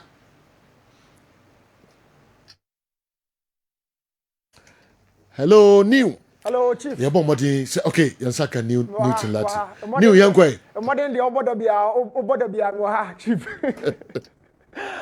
You're discussing a lot of things about Ghana Premier League, you know. Now, the chief of your discussions, no do now. You're discussing Kumasa Santekotoko issues. Now, one of them, you know, your goalkeeping area, now, ahead of the season, and Frederick Asare, in your national team call-up. It was a blessing in disguise. But beyond the blessing, no, there was a situation. Kotoko fans, and you be or follow Ghana football, divided in terms of opinion. Now, come on, American, you know, I'm sure back in AFCON 2019. How the enemy hobby. Now, fellas, and so our national team camp. Yeah, what Dubai, prepare, kakra, echo Egypt. Felix felt national team, the unya, a good. A bois receive, you know, and of course, even France and a crown, but back home, yeah, no decision be cause over chia over banana. So, Kwame Ba did some great job in improving the performance. Anyway, yeah, the trust of the technical department. The fellas buy no the chi and the master. But after set or cover buy no chi in September kumenu, fellas out bamu e be before go post to sana Kwame Ba anase abalora esababiem. Abalora de no ama enye obia na national team a oba na chi say no. Abalora e change that men can say en common aba be ka hono no. Abalora national team ba or saba be for the goal post. He's also played for Kumasa Santekotoko. And today, the man who national team bar changes because so. Now, I mean, twice so in free AFCON 2019 and copy Mokata 2022 general. And come on and say, that lad in the opportunity to advance a jubilee here. But back home, now Frederick Asare and a moist party, a fat than lad in the goal post, you know. So, yeah, discussing, you know, no, yeah, shall say. Frederick Asare enya call up to the national team Kotoko fans a jubilate here. But jubilation a bit divided because back home na Kamara so back in na Lerigu our north also a several situations at the Kumasi Asante Kotoko. It was a tough decision. Technical team fans obia discuss it and the Frederick Welcome national team or a the Kamara Bebaha. This and a Kessben so I want opinion. Of course, me so me opinion. O shall line up here what say ya. A line up Kotoko fans met me akase e bet me akọ throughout the majority part of the season, e bet me akọ. It has balance, it has almost everything here. Na Kamara na men come on do no be center so but my running through. Lord Amoah overcote obia jetumu wa wanya ntumu no just Lord Amoah kakra. Joseph Ablo over Justice Blay in terms of the right central defense. And also justice na tiase and o bench at left central the competition no at the F for crowd ma Samba O'Neil because ansumu nyina outside ha ansumu nyina bought right central Justice Blair right central Joseph Ablo right central Samba O'Neil but and smart competition here tough papa our left back position because Patrick Asiedu would never agree so better bench no bom and you now your coach no so Patrick training grounds as saw you because it's smart adwuma all born Kotoko fans and the general power. Now midfield no, I'm for Busa Tinedu Asia because they saw the performance of Tinedu in the jersey of Lagos Cities. Now you're dying and net your bar in Team Jamana last season. We said many things about last season, but I must say football no a recency. The one by your trouble no, you will leave it to the history books. And Team Manuel who so last season. But how has his performance been throughout pre-season, and he started this particular season way. So change your partner no. Whatever happened to Tinedu, you know 4-2-3-1 change your and dressing team and a board double pivot no. And no and so the Sanya maybe you had tactically because Emmanuel Entry and a pre-season in no that 4-2 no on and dressing team ebo na change your bench. It's ya then and a 10 baba ya free ho a bench and Peter position ho. Emma baba ya na ko outwide na Emmanuel Entry e ba ne 10 position ho Peter mi do akwa de oda so na Lord Amwa ma catch the Kotoko fans say Lord Amwa be disable defenses afipa na Lord de o yin hontem because ono so ne amanfo ne ba yo say the Justice Blame mo bra wachiro no and it also says a lot of things death about Kotoko team no because Osha right central ha me kan ya Joseph Abloni wa Justice Blame bebo Henry Ansu bebo it also has some level of quality. San attack in a society. Abdul Rahman Abdul Karim Yagub, a center forward from Sudan. So far, a young one. Every shaber for so far, a young one. But Lord, I'm going to crash ship as a captain or caught so far. Lord, Abetamwa is say to crash ship or caught kakra. These strikers too, Mabomudi, as shaber for Abdul Karim Abdul Rahman Yagub, a young woman. But this team won. Over enough, epic all the 3 points. Are they clean sheet? In Finfiha, Tinedu Beba in the final third. We're also looking forward to seeing other guys pre-season. Now, we line up with the free hub, be uncommon a one on a do. Goalkeeper Kamara and a ball not to say. General, before I call Kamara, so I can tell you for a fact that there was a contact. Now, your referee for the weekend, I come on, almost any man so. The beer no more high. I'm only a discussion. For the assistant want to say, so now, whose situation, there was no contact. I mean, this is the assistant one. Watch him. Now, what is the proximity here? The distance between assistant one no and the action zone no. I say, who show TV so. Striker no shako corner in Abetamwa. Only defender no echo. Watch the assistant one. He is matching them boot for boot in terms of pace. Now, Osha baby and initial or share action, But Osha screen so referee kala ma imagine ba so referee de onya yini ti kra. But I'll be talking about that after 23 seconds and San will do action ho. Ho na me de wo kono. Referee Latif Adari, if you tell me this has no contact, it's a lie. This is the evidence. It's so visual and evident. There was a contact. Assistant one no ni fan fast or field and so be out by inside. Now Latif Adari was so late. We used to so those 4 times because after say Abetamwa Tisha 23 seconds later and San Obabe do zone has say why should that happen? It should be start reading whilst you are enjoying this back home. Say yeah, Chelsea referee Babe decided 23 seconds later and San Obabe do situation point we. Why should that happen? It is Abreya Onyama ye oba ye twene ye nyina abetra so that from ye Chelsea referee beba onyansi mu kra so oba. We should really be very serious here because the center referee takes charge of everything. After say camera ne pan here e call touch la her body ko nyina still Latif nyamedru ha. After 23 whooping seconds and Ababedru has say Latif you were so late. And because the game no you discuss referee and we are not taking it anymore. We are not taking it anymore. These guys are brilliant. They want to grow their game. We want to discuss them. And can referee the kakakria bi near the amount. But Latif, after 23 seconds, and San Abedu baby a training panel. But to assistant and say there was no contact. We are not taking this anymore. And we need to highlight this. So they be out to fear our shaba. What say or so now dear now way. and no be etimi aka say wo share that na wan share I don't know but obia on nim dia on trim 23 seconds now that's all you there was ho you twa nipa na we born na konchen camera na pan whatever you were still late and the most awful part of it the assistant one they say well who be there watch the guy he just flashed your camera oh tramuko say but also there was no contact. Why are you saying that? It was a major decision point of the game. After the 50 minutes, Latif, you about 5 minutes. Oh, that's what check. We need to tell you this in the face. Say, okay, count. Assistant now, wow. But wait, the assistant no as early as possible because we are not taking those things anymore. Referee for the mom also. You followed the action, and now we made the right judgment. But in that circumstance, you got it wrong. You move quickly now call after set Lativa Diary. I am sure or Kessben or Betty some catch no. But decision has to be very much articulate. Yes, let's talk about Kamara. Kamara Bob wanted to say every goalkeeper is a major foundation of the team's success. Every goalkeeper. Now goalkeeper in a chamber with decision making or reflexes or agility. Agility means who has say what can you say who defenders are not disappointed. What can say na betimi sorry dealing with the second and third situations. But above all, the emergence of Manoa Neya and other goalkeepers who say goalkeeper na saw part of the distribution phases. It is phase 1. Dr. Ogum, according to this evidence, actually say 15 passes in a to attack, 12 of them goalkeeper Kamara started here. 15 of those passes they could do the final third. 12 goalkeeper Kamara started here. It's an evidence that by fault or you're very good in terms of the distribution. Or passing here, the first touch are good. And of course, or deciding where to go whenever it has to be. And to Frederick Asare there was a national team jersey. I hear fans there Ghana for the local goalkeeper around. But back home, this guy was doing marvelously well. Na Lerigu Sports Complex. Na Sheriga. So question I busa say Frederick Aba blaster hunu so. Ono kra wanya bia na said the lamb to quarter stance no Frederick so wanya bia na.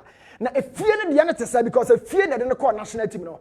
Efie so na soja buta. What is the problem here? The problem is that Frederick was not an accepted wholly accepted goalkeeper for Krobia. A man for doubt our the goalkeeping antics no before the national team no. Na man for gin into 100%. And to Kamara by and people said so there's a competition. But any competition in Kwan. People even looked beyond the competitive element now. Kamara de Bana say, oh, on to me competing but to create tournament a year and I have opportunity say goalkeeper the national team there Kamara young away game. He kept clean sheets, did well in his distributions, or decided he went to go. And Doctor as a coach, as the technical eye for the side, loves to go out in terms of the build out, first phase, the goalkeeper. It is our 9 year Juma, my friend, forget it. Pressure be basu buta. He's always been part of the build-up processes.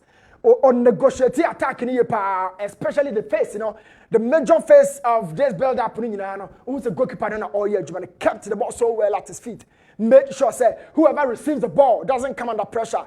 The intense moment of the game, so when he went to relax, went to dim the intensity of the game. Goalkeeper Kamara is showing experience. It's a sana coach, or powerful players, but for the goalkeeper, he knows, sir, he understands the job. But where would Frederick Asare be? And come here, you actually say, "Oh, shut up, game, and the Karela, Dicosianina, Kamara, or born homodin pa, or yadie." Now, a whole or men can say, foreigners too, now, Abe Fracotoconina. Competitive games, I'm a boy, man of the match. Bako, Samba O'Neill against Hasfolk.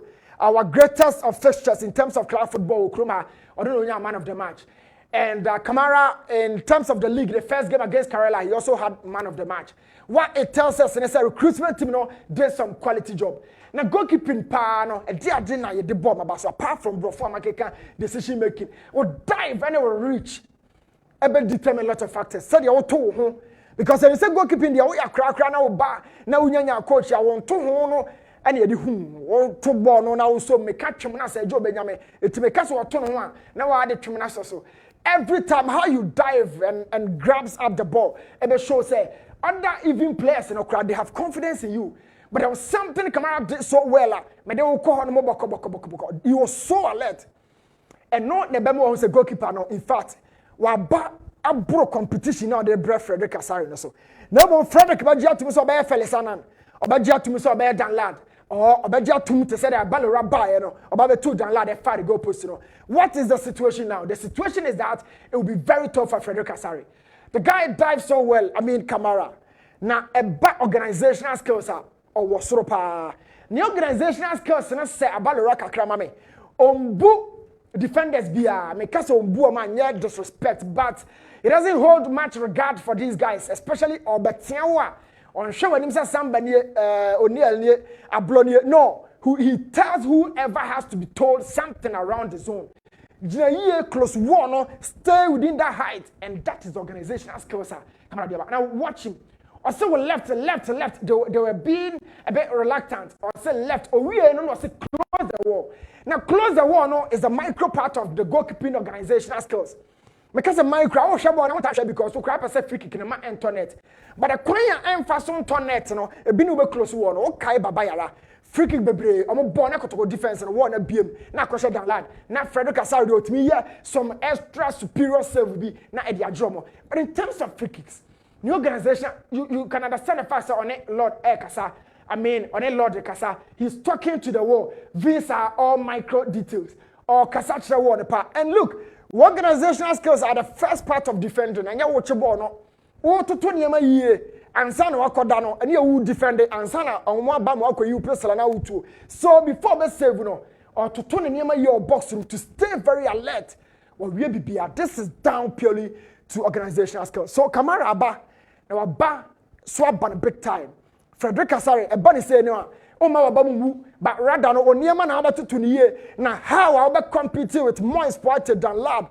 And so by far captain Ibi Chichiro and Sano, the same tangents in now they are paying for more. So Kamara is good. Now the reflex be our at the dying stages of the game around the 77th minute.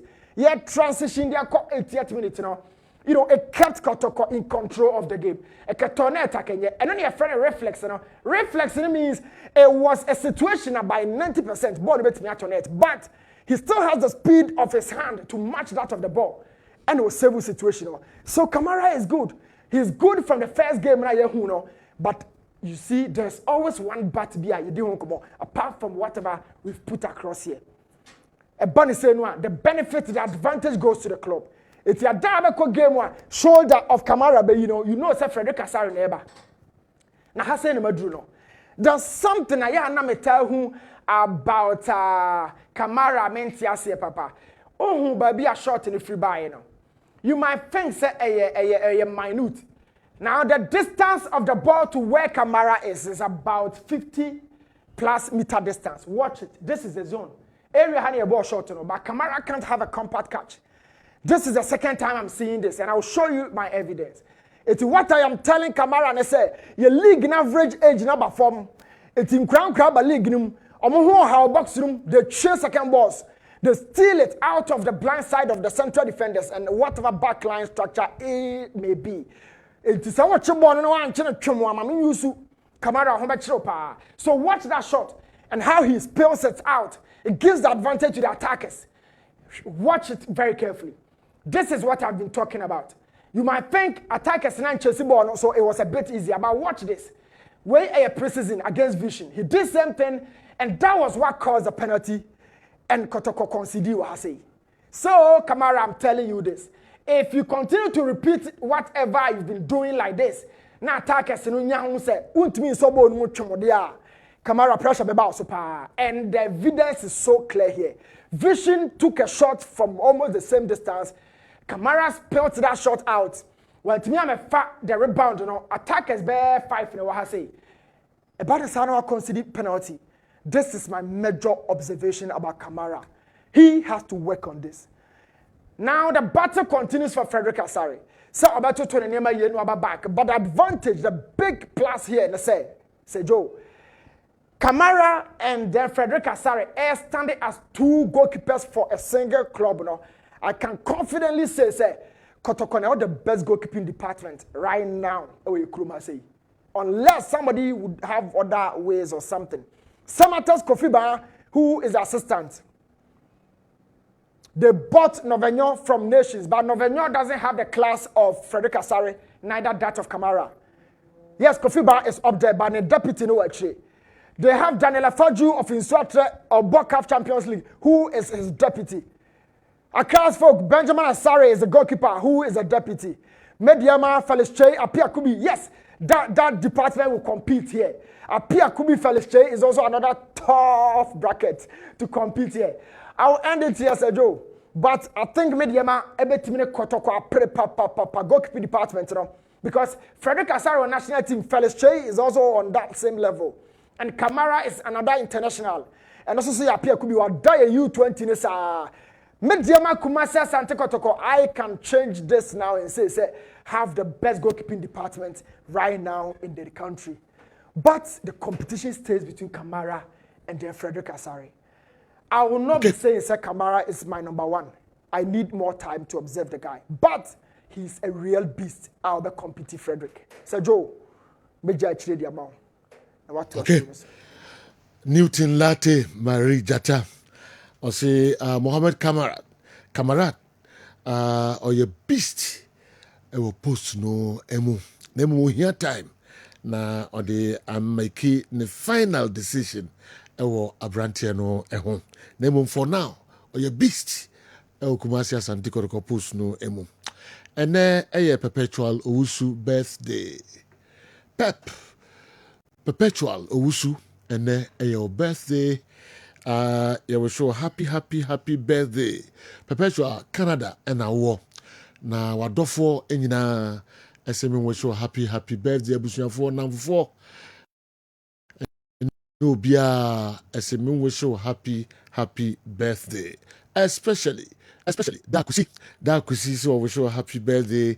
Na oye where the usu ye oye ne queen ne hima enyo. Enti oda na koma sododo da kusi odo papa o show happy birthday kanko kan ho na de o hwe bia onfa emma why onshraw no ntu nkwam happy birthday perpetual. All right, maminko Niwat Scientific Herbal Hospital na memfan krato kakra enso emra yeba kwa miki at local source no ebegu ho amaye yenchekra and diagnosis.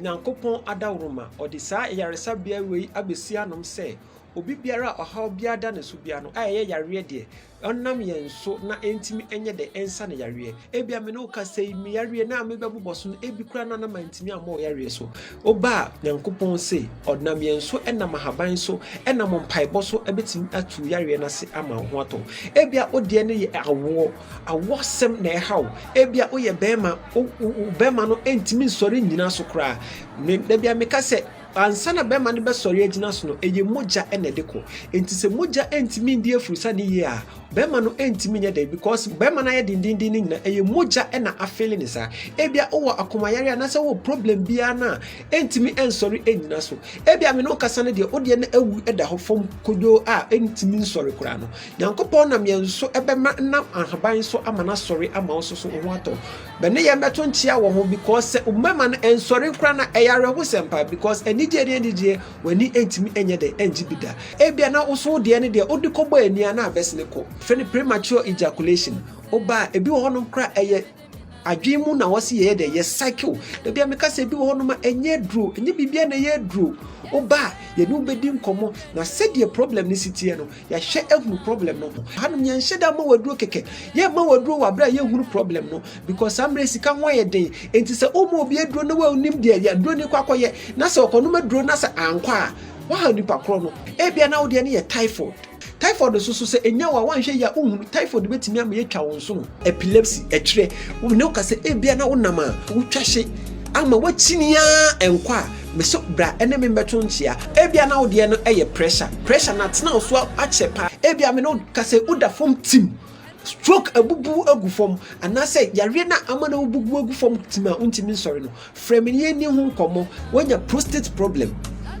ojo nso a enye ye anase yesi wo prostate cancer na say wo ho crowd up person check say wo prostate no eye adwuma yi a oba ye betimi a check am e bia na wo de ne ye eba na wo pede a yankopon adom ye betimi adom aboa wo e bia na ma no wo de ne ye fibroid na haw me no ka say obi wo no ma the problem pa ye halitosis o ka sa esenti wo mu pa wo be pie aso ha no ma ye behwe baby e free ba na yetimi de atu ase ama wo e bia wo ko ye so cholesterol ebia wo kidney problem wo liver problem me no ka say yenu ama no omo bebre infections ha omo enam say yeni proper hygienic places a ye jaya na say ye junso ana say yinti no say infections nko ade a betimi aba ama ye nso so yetimi atuti ama ho ato ebia na wo de ye bone problem unkase mu na yo papa unkase mu yo ebia na wo de ye ulcer ye betu ase e de ama me no ka say ebia na wo de ye hernia wo de ye diabetes odi ani ye pressure yare bia ha obia no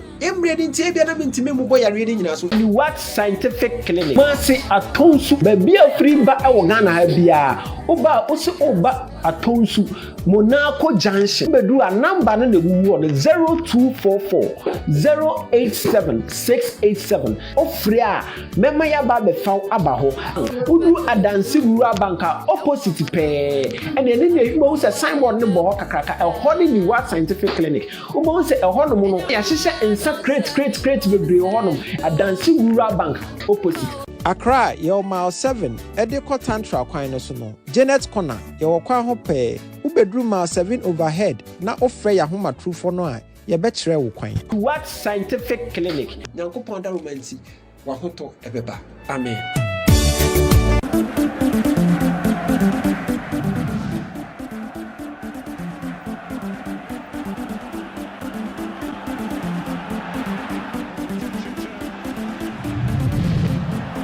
Okay.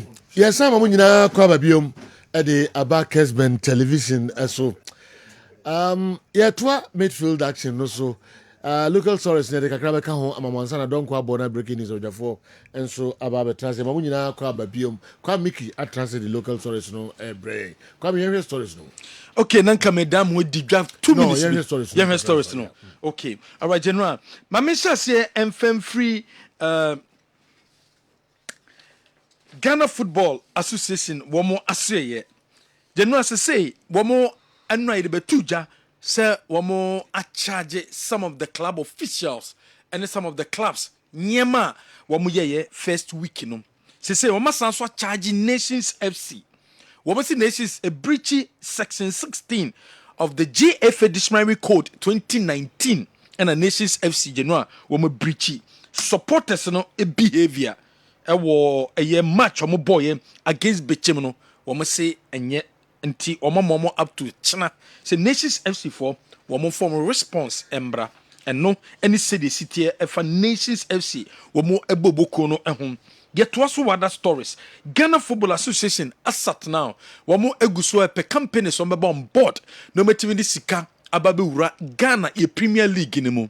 So far me dey to just say mienu dey confirmed ene china womu eye meetings awodo am ebi eba beka ho womu yom ne clubs ne behia na mo de to clubs na nim say so far sika wometimi enyenie enu nti womu ebeche e de ama clubs no enu ne se de sitie e de efri eye GF ne so aso eye enso eba ye to aso e wo other stories two teams ebe take part wo Africa no eye Samates eni so atraman enebebo na Samates in Suatraman wom guso prepare towards a 2 games and as a matches eda wo menim no in Suatraman coach ya prekom wakasa da Africa no Africa no enye easy although wom bo league no wom FA Cup no but Africa no wom prepare ye pa us to get a victory against them. It's a team that like everybody knows Suatraman is a very small town.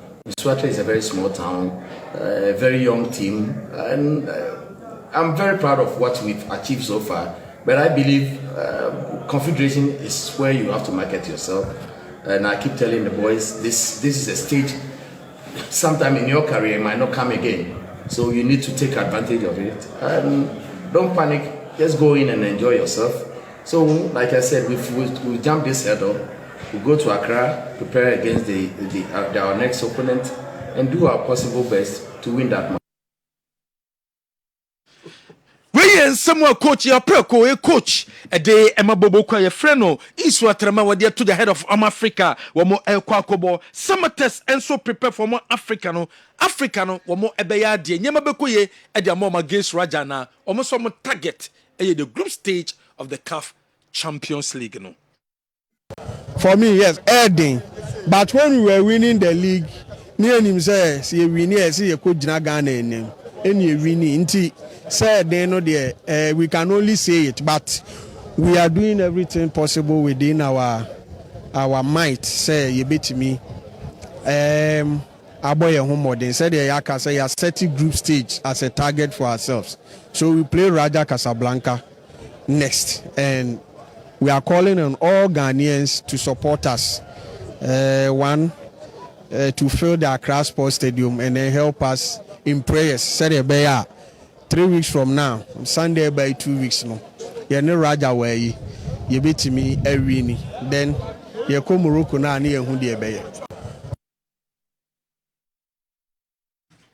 Wey ayen sama Paul Ayamba was some main target our CAF Champions League omo boy mu say won metimi edru the group stage of a CAF Champions League no enso mu say there Kumase Baba Yara Sports Stadium ya close omo gidi say sabre omo ba pitch no ho adwuma na CAF e de krata ba say there bi Baba Yara die enimani ye omo approve a enye ya approve say bobo batch so a entimi enye ye enunti woma close Baba Yara Sports Stadium no womo emia pe different venue a ye kusi aka Frank Gyan green grass technology was say untimi use 1 month and fan prepare pitch da pitch there e be take minimum by 3 months as we prepare pitch no they can say now no preparation for the Black Star match. Green grass technology, we had no involvement in the preparation of the pitch. It was prepared by the NSA. Me and Kahon and on the prepared pitch. Second of all the pitches in Ghana is not being maintained by GGT since 2014 up to date. Yeah, before international match, no one feels only him, we are not afraid. The last Black Star match before this one, no one used the park for inter-schools. For almost 1 month, 7 days to the game, no one afraid. Green grass technology, honestly, I am Ramebo and Yakobo. Some of the things people are saying, there's no facts to it at all. Why? I'm sure the brave. But I'm a Kumasekra, I'm a Shepherd. On our prayer, CMA Juma. They brought some other people to come and do the pitch for them. What they to just sabre Kumase Baba Yara Sports Stadium no won't use 1 month and fan prepare stadium and da and as a pitch there. I was say Timmy a prepare minimum 3 months or so the source. So GDS I was a Ghana, ye Timmy alternative venue and I say your venues ben you I bobo boho and I said so UK 1 billion or yes 1 billion the Biania bobo league matches cost derby in matches here near the alcohol near Kwakoba no a pitch no situation no a day and nunti yenja ni dimbo or the chopper and my Ghana nibia say pitches all Ghana no and you're no and not nina a shenensa. International match. The pitch needs to rest. You need 2 to 3 months of work to be done on the pitch, especially when it's being used for the league, for various other activities. And use pitch not last minute, also preparing for international match. It takes different type of preparation for international matches to the league matches. Until there were 1 stadium or not 2 stadiums that is just for international matches. They said they have Wembley or France, they have their international stadium. Until we get to that stage, we'll be in trouble all the time. Because you park and sorry also. Naka 1 month I see any year for international matches. It's difficult. Mr. Frank Boy nsɛm a wɔde ato dwa no yɛntoa so wada stories a sɛ deɛ dreams wɔn mo bɔbɔ kɔ no ma confirm say no di nti wɔn ma aberante kɔ ɛyɛ Abdulaziz ekopie mu Barcelona sɛ ne development enti ɛna wɔn club ni decide yɛ sɛ mpo no mpɛ sɛ okopie mu ɔ sɛ meka sɛ ɔno ne David Odro ɔno so fi Accra Lions no wɔn outdoor anaso wɔn unveil sa 2 players yi a wɔn kɔsi akan ɛde ama Barcelona ɛyɛ bɔbɔ eko no ɛnɛ review panel committee of the Ghana Football Association wɔn ɛbɛtena se ni nyina no for games ɛba so over the weekend clubs no be complaining about officiating and the matches bi wɔn gye de sɛ officiating no ankoye no wɔn ɛbɛtena sa cases ni nyina ɛso ama wɔn timi ehu referees no modern a wɔn timi ɛbɔyɛ wɔn sɛ matches bi wɔ kora na wɔn nya complain but wɔn bɛtena so no mo hu kwan a wɔn ɛbɛtimi de saa issues ni nyina no ɛtimi ɛde afa so yɛntoa so ɛwɔ other stories yɛde ne bɛkyɛ FA Cup no so aso yɛnkyɛ na FA Cup de ɛba bɛbɔ yɛhyɛ Ghana Premier League no ase ɛnkyɛ na FA Cup no yɛba bɛbɔ wɔn kyerɛ mu a Mr. Wasanata this season FA Cup no a bit different from the previous FA Cups na yɛabobɔ ne nyinaa. Yeah, but FA Cup is say MTN title sponsors. Until almost no base. Every other thing addition. Now we are looking at even getting media rights in. We are looking at bringing TV rights. Until nyama besa. The feed nyama ebetimi asesa. House of Fortune Limited. Yema opportunity. House of Fortune Limited. Ema job opportunity in Qatar. Company wakata ehia nkofo workers ene omo aye adwuma carpentani masoni paintani plumber obi a woto tiles anase electrician electronics we technician anase fire fighting technician we obi a we civil technician anase we obi a we technical officer enunti we obi a kuta sa positions we nyina emu bia opportunity aba e the amount House of Fortune Limited and a year mousa jumedie no watima kwako ye juma o salary no between 1,001 to 4,700 Ghana cedis and unisika unsabetimi akam enunti insisienie uhia passport uhia CV uhia medical fee of 500 Ghana cedis registration of 300 Ghana cedis 4 passport pictures and uhia na fe uhia 2 white background pictures na odi aka ho wei ene nyema jumekoi ehia sede beya obetimi akwakonye adwuma aye wokata na fe wenye sikade gu botom ye number obetima friend ene di nkomo enie 0554 547 915 0554 547 915 number way obetima friend anase House of Fortune Limited your first floor Amankwa Plaza B Achimota ABC bus stop on the biya your number no 0554 547 915 Samsung and we your beer wo pet passport open birth certificate ye betima boa we can pay and a penswa o dear frey ye be boa ama wonsa etimi akambi we Dubai and Qatar job opportunity work opportunity and abam and so a day amount 90 years yes celebrating 90 years nana abena chewa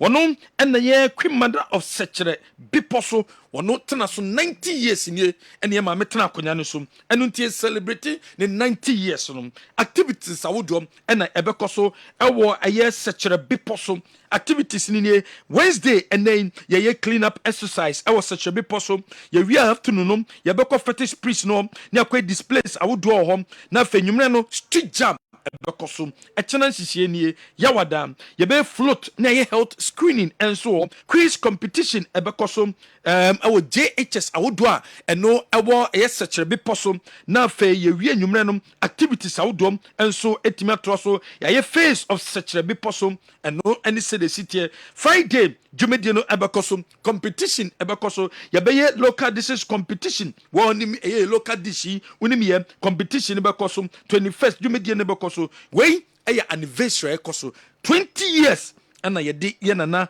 hima etena konya ne so nana abena chewa ewo sechebe poso enunti ye celebrate no T74 Tortina 74 ɛno ne adura make am for the amount bredum aseda house na bɛpɛ T74 aduro ne bi wonya T74 na number 1 ebe boost immune system no.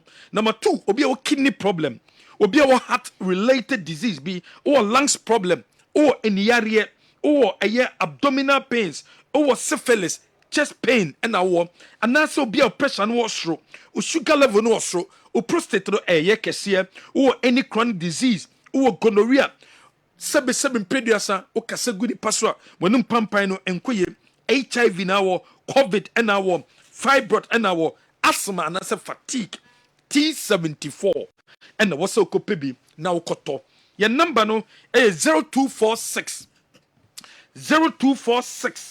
073498 0246 073498 wo friend number we so a obeti yanka anaso bebe dum asidals na we be T74 edroni bi na wo so wetimi akwakonom Franco Trading Enterprise eton laptops Nokia phones Samsung phones smartphones anase smart television ana pebiato a ye be boa man site makebi wo pe air condition wo pe deep freezer wo pe normal fridge wo pe washing machine wo pe CCTV camera eye Franco Trading Enterprise your branches outdoor with the Bora branch bia uturu a wo so pe Franco nyama papa ni biato ye be ma biato ama wo so etimi akwako use Milo energy for the future wo pe adia onum ko nipeduam adia udi ko nipeduam ebe ma wo energy a de yen so obenya Milo and ebe ma wo energy for the future eye Milo and also kopebi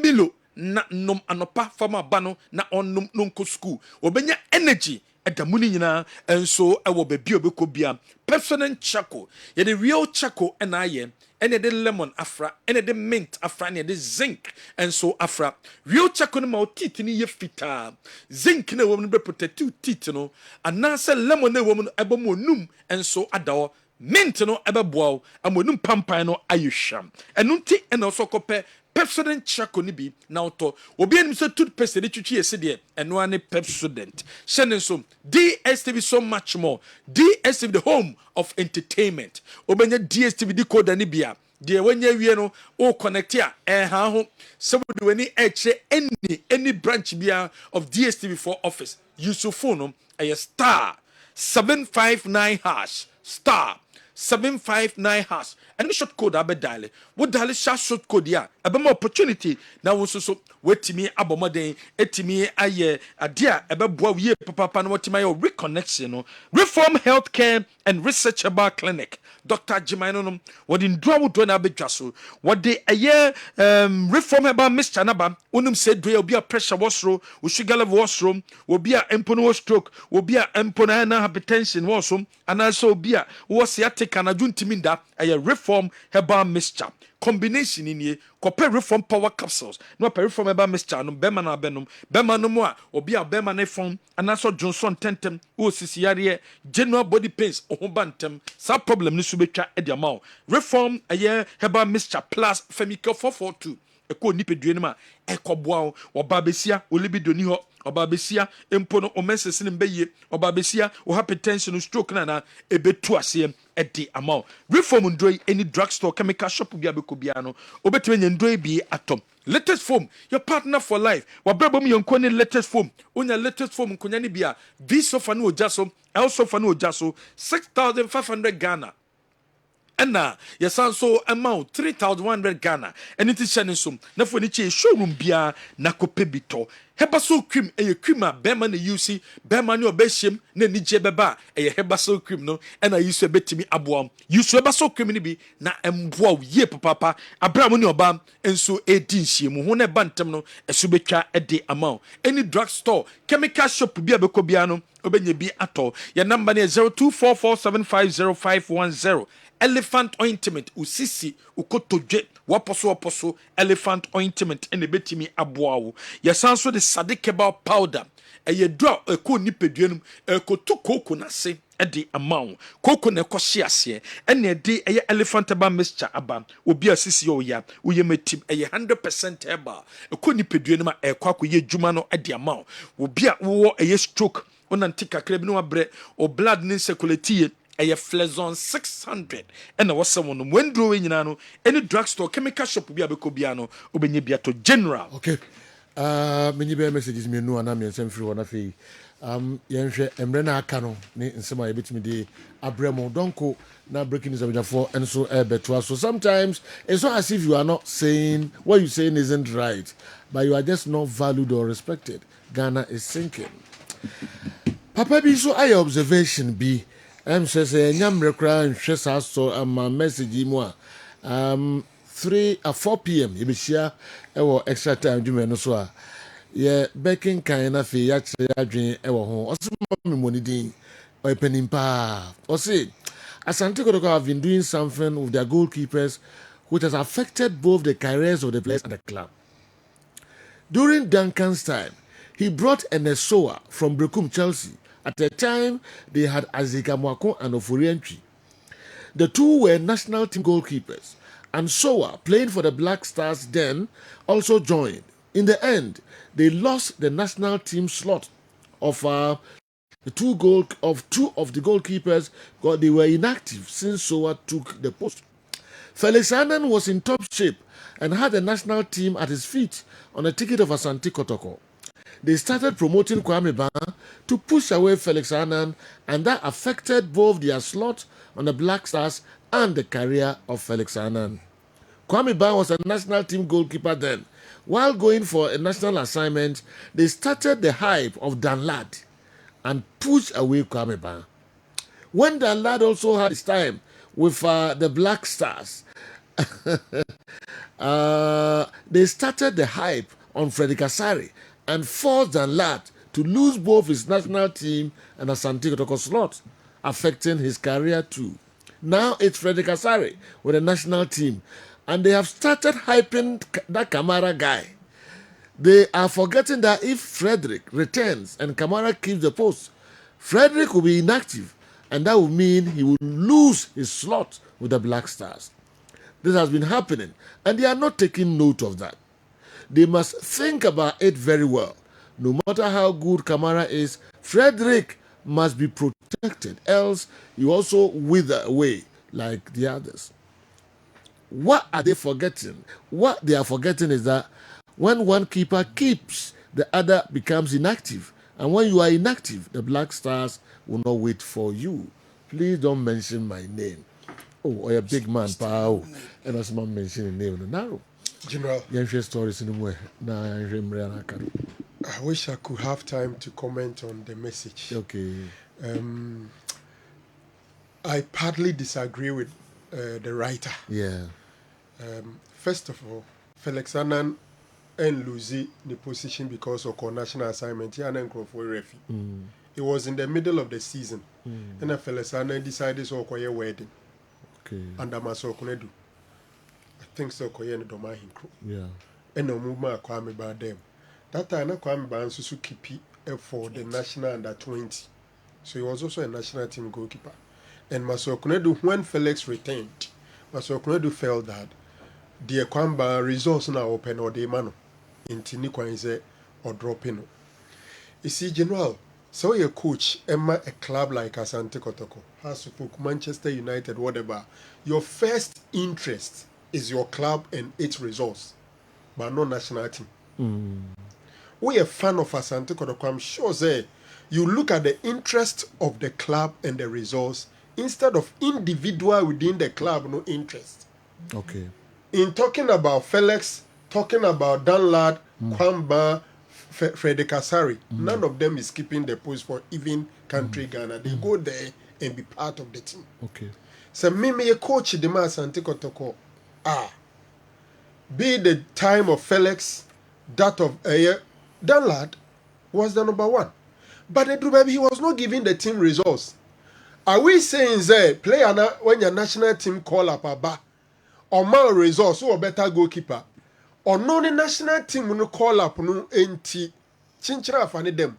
Now what shows that Okomu Daniel Shawa because our friend or national team no. The onus is on the individual player. Say when your chance call national team expectations for you are constro into training and so improve no. Now making sure so we save your position in your team. And not about the license to be continued to call into the national team. Okay.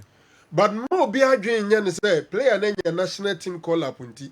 And unti chinchina it should be protected when there is a better player. It be or no be who coach the results you need. Okay. For me, a team ne first or results first. So be here in who know the national team call up. Hallelujah. That is how it is. Eti me feel that Omunya Butreno, they shouldn't put undue pressure on anybody. The coach says they will select the best player for any occasion, and I would want to buy that one. General, Frank Boy here there no near any dem say Frank Area. Asamoah Gyan there. Any Asamoah Gyan there in Frank Area. Na me a birthday wish quick one. Me man back. All right. A friend Messi Mimi. Okay. We say Franco Media Institute now he say or Fox FM. Oh, and nice. Then Messi birthday. Nice, A very young, beautiful lady. Yeah. To Messi, very happy birthday to you. All right. Yeah. Okay. I totally agree with Asamoah Gyan on the stance that he isn't affiliated to any political party henceforth. People should know that Baby Jet has a life he wants to live, and no one, including Andy, can question him on that statement. We have to respect his decision since he has a life to live. Even Alan Chemantin has formed his own movement, unlike Dan, who hasn't played any major or influential role in the NPP. He owes no one any explanation. Ababu Michael, and so the free UK, Abraya, no. When they straight from the camp of G Unit. Yes, G Unit. All right. And then Nasiba birthday. Watara Mamuda. Watara Mamuda and Bad Nasiba. Okay. And then Nasiba birthday. Wow. Nasiba happy birthday. Watara, Akolaya Sla Ghana Wabutri, Mintiasio. Because I said, the film Padepa. Oh, so close to the father. So close to Watara Mamuda. Nasiba, I wish you happy birthday. I mean, sure, what it. Now, on my big girl. Nafi, the Opibia on fire and Domo. I wish you well. So who see why and Chedada Rabefow na Odiwako UK. Happy birthday Nasiba. Alright, ye peje mu kala. What the video be by? Yeah, Joe. Mamre na buy na mo. Emre nti afa search na. A video be ya. Tenso atra for complain say. Goalkeeper no mo je indirect free kick biti ya. You shot any why? Match be ya. Any ehwe. Mo ne omo mabam from wenchi no. Okay. Young apostles. Young apostles. Young apostles they are complaining. Say goalkeeper no che ball no. So auto ball no go outside and opie be boy. But referee ne fa say o dey hwe o. Oba outside bom na ansa na obo ball. Okay. But release ball na ansa na Oba outside. Omo GT na ko fa mo result second goal ne ba. Enti o say na o ka fa ho. O dey ka fa ho say a mistake from the referees. Referee a mistake. Yes. I see. O say otuko wiem no opie be boy. Okay. Time na ball Nikita no box no okay. Otuko wiem no ball. Then he came out and came. Match the one monko fui. Every so Let's run the flag. Let's run the flag. It's in the video. Let's run the J5 on it. I don't know chrono. Every so breaking this on your phone about Trassi. And the Munina see yes I share no knife pepe. And the extra time you made no ever match the one referees nipper ben 7 and on waka day. I'm not the right group for the say. Bash complain oni IPR. Okay. Referees no di match. Okay. Baako frɛ. Na so omo ade omo abemaki omo ayɛ makwa omo mark. So na me nya video bi intimate me. On ti bank bi. Breaking news. Eda mo sepa.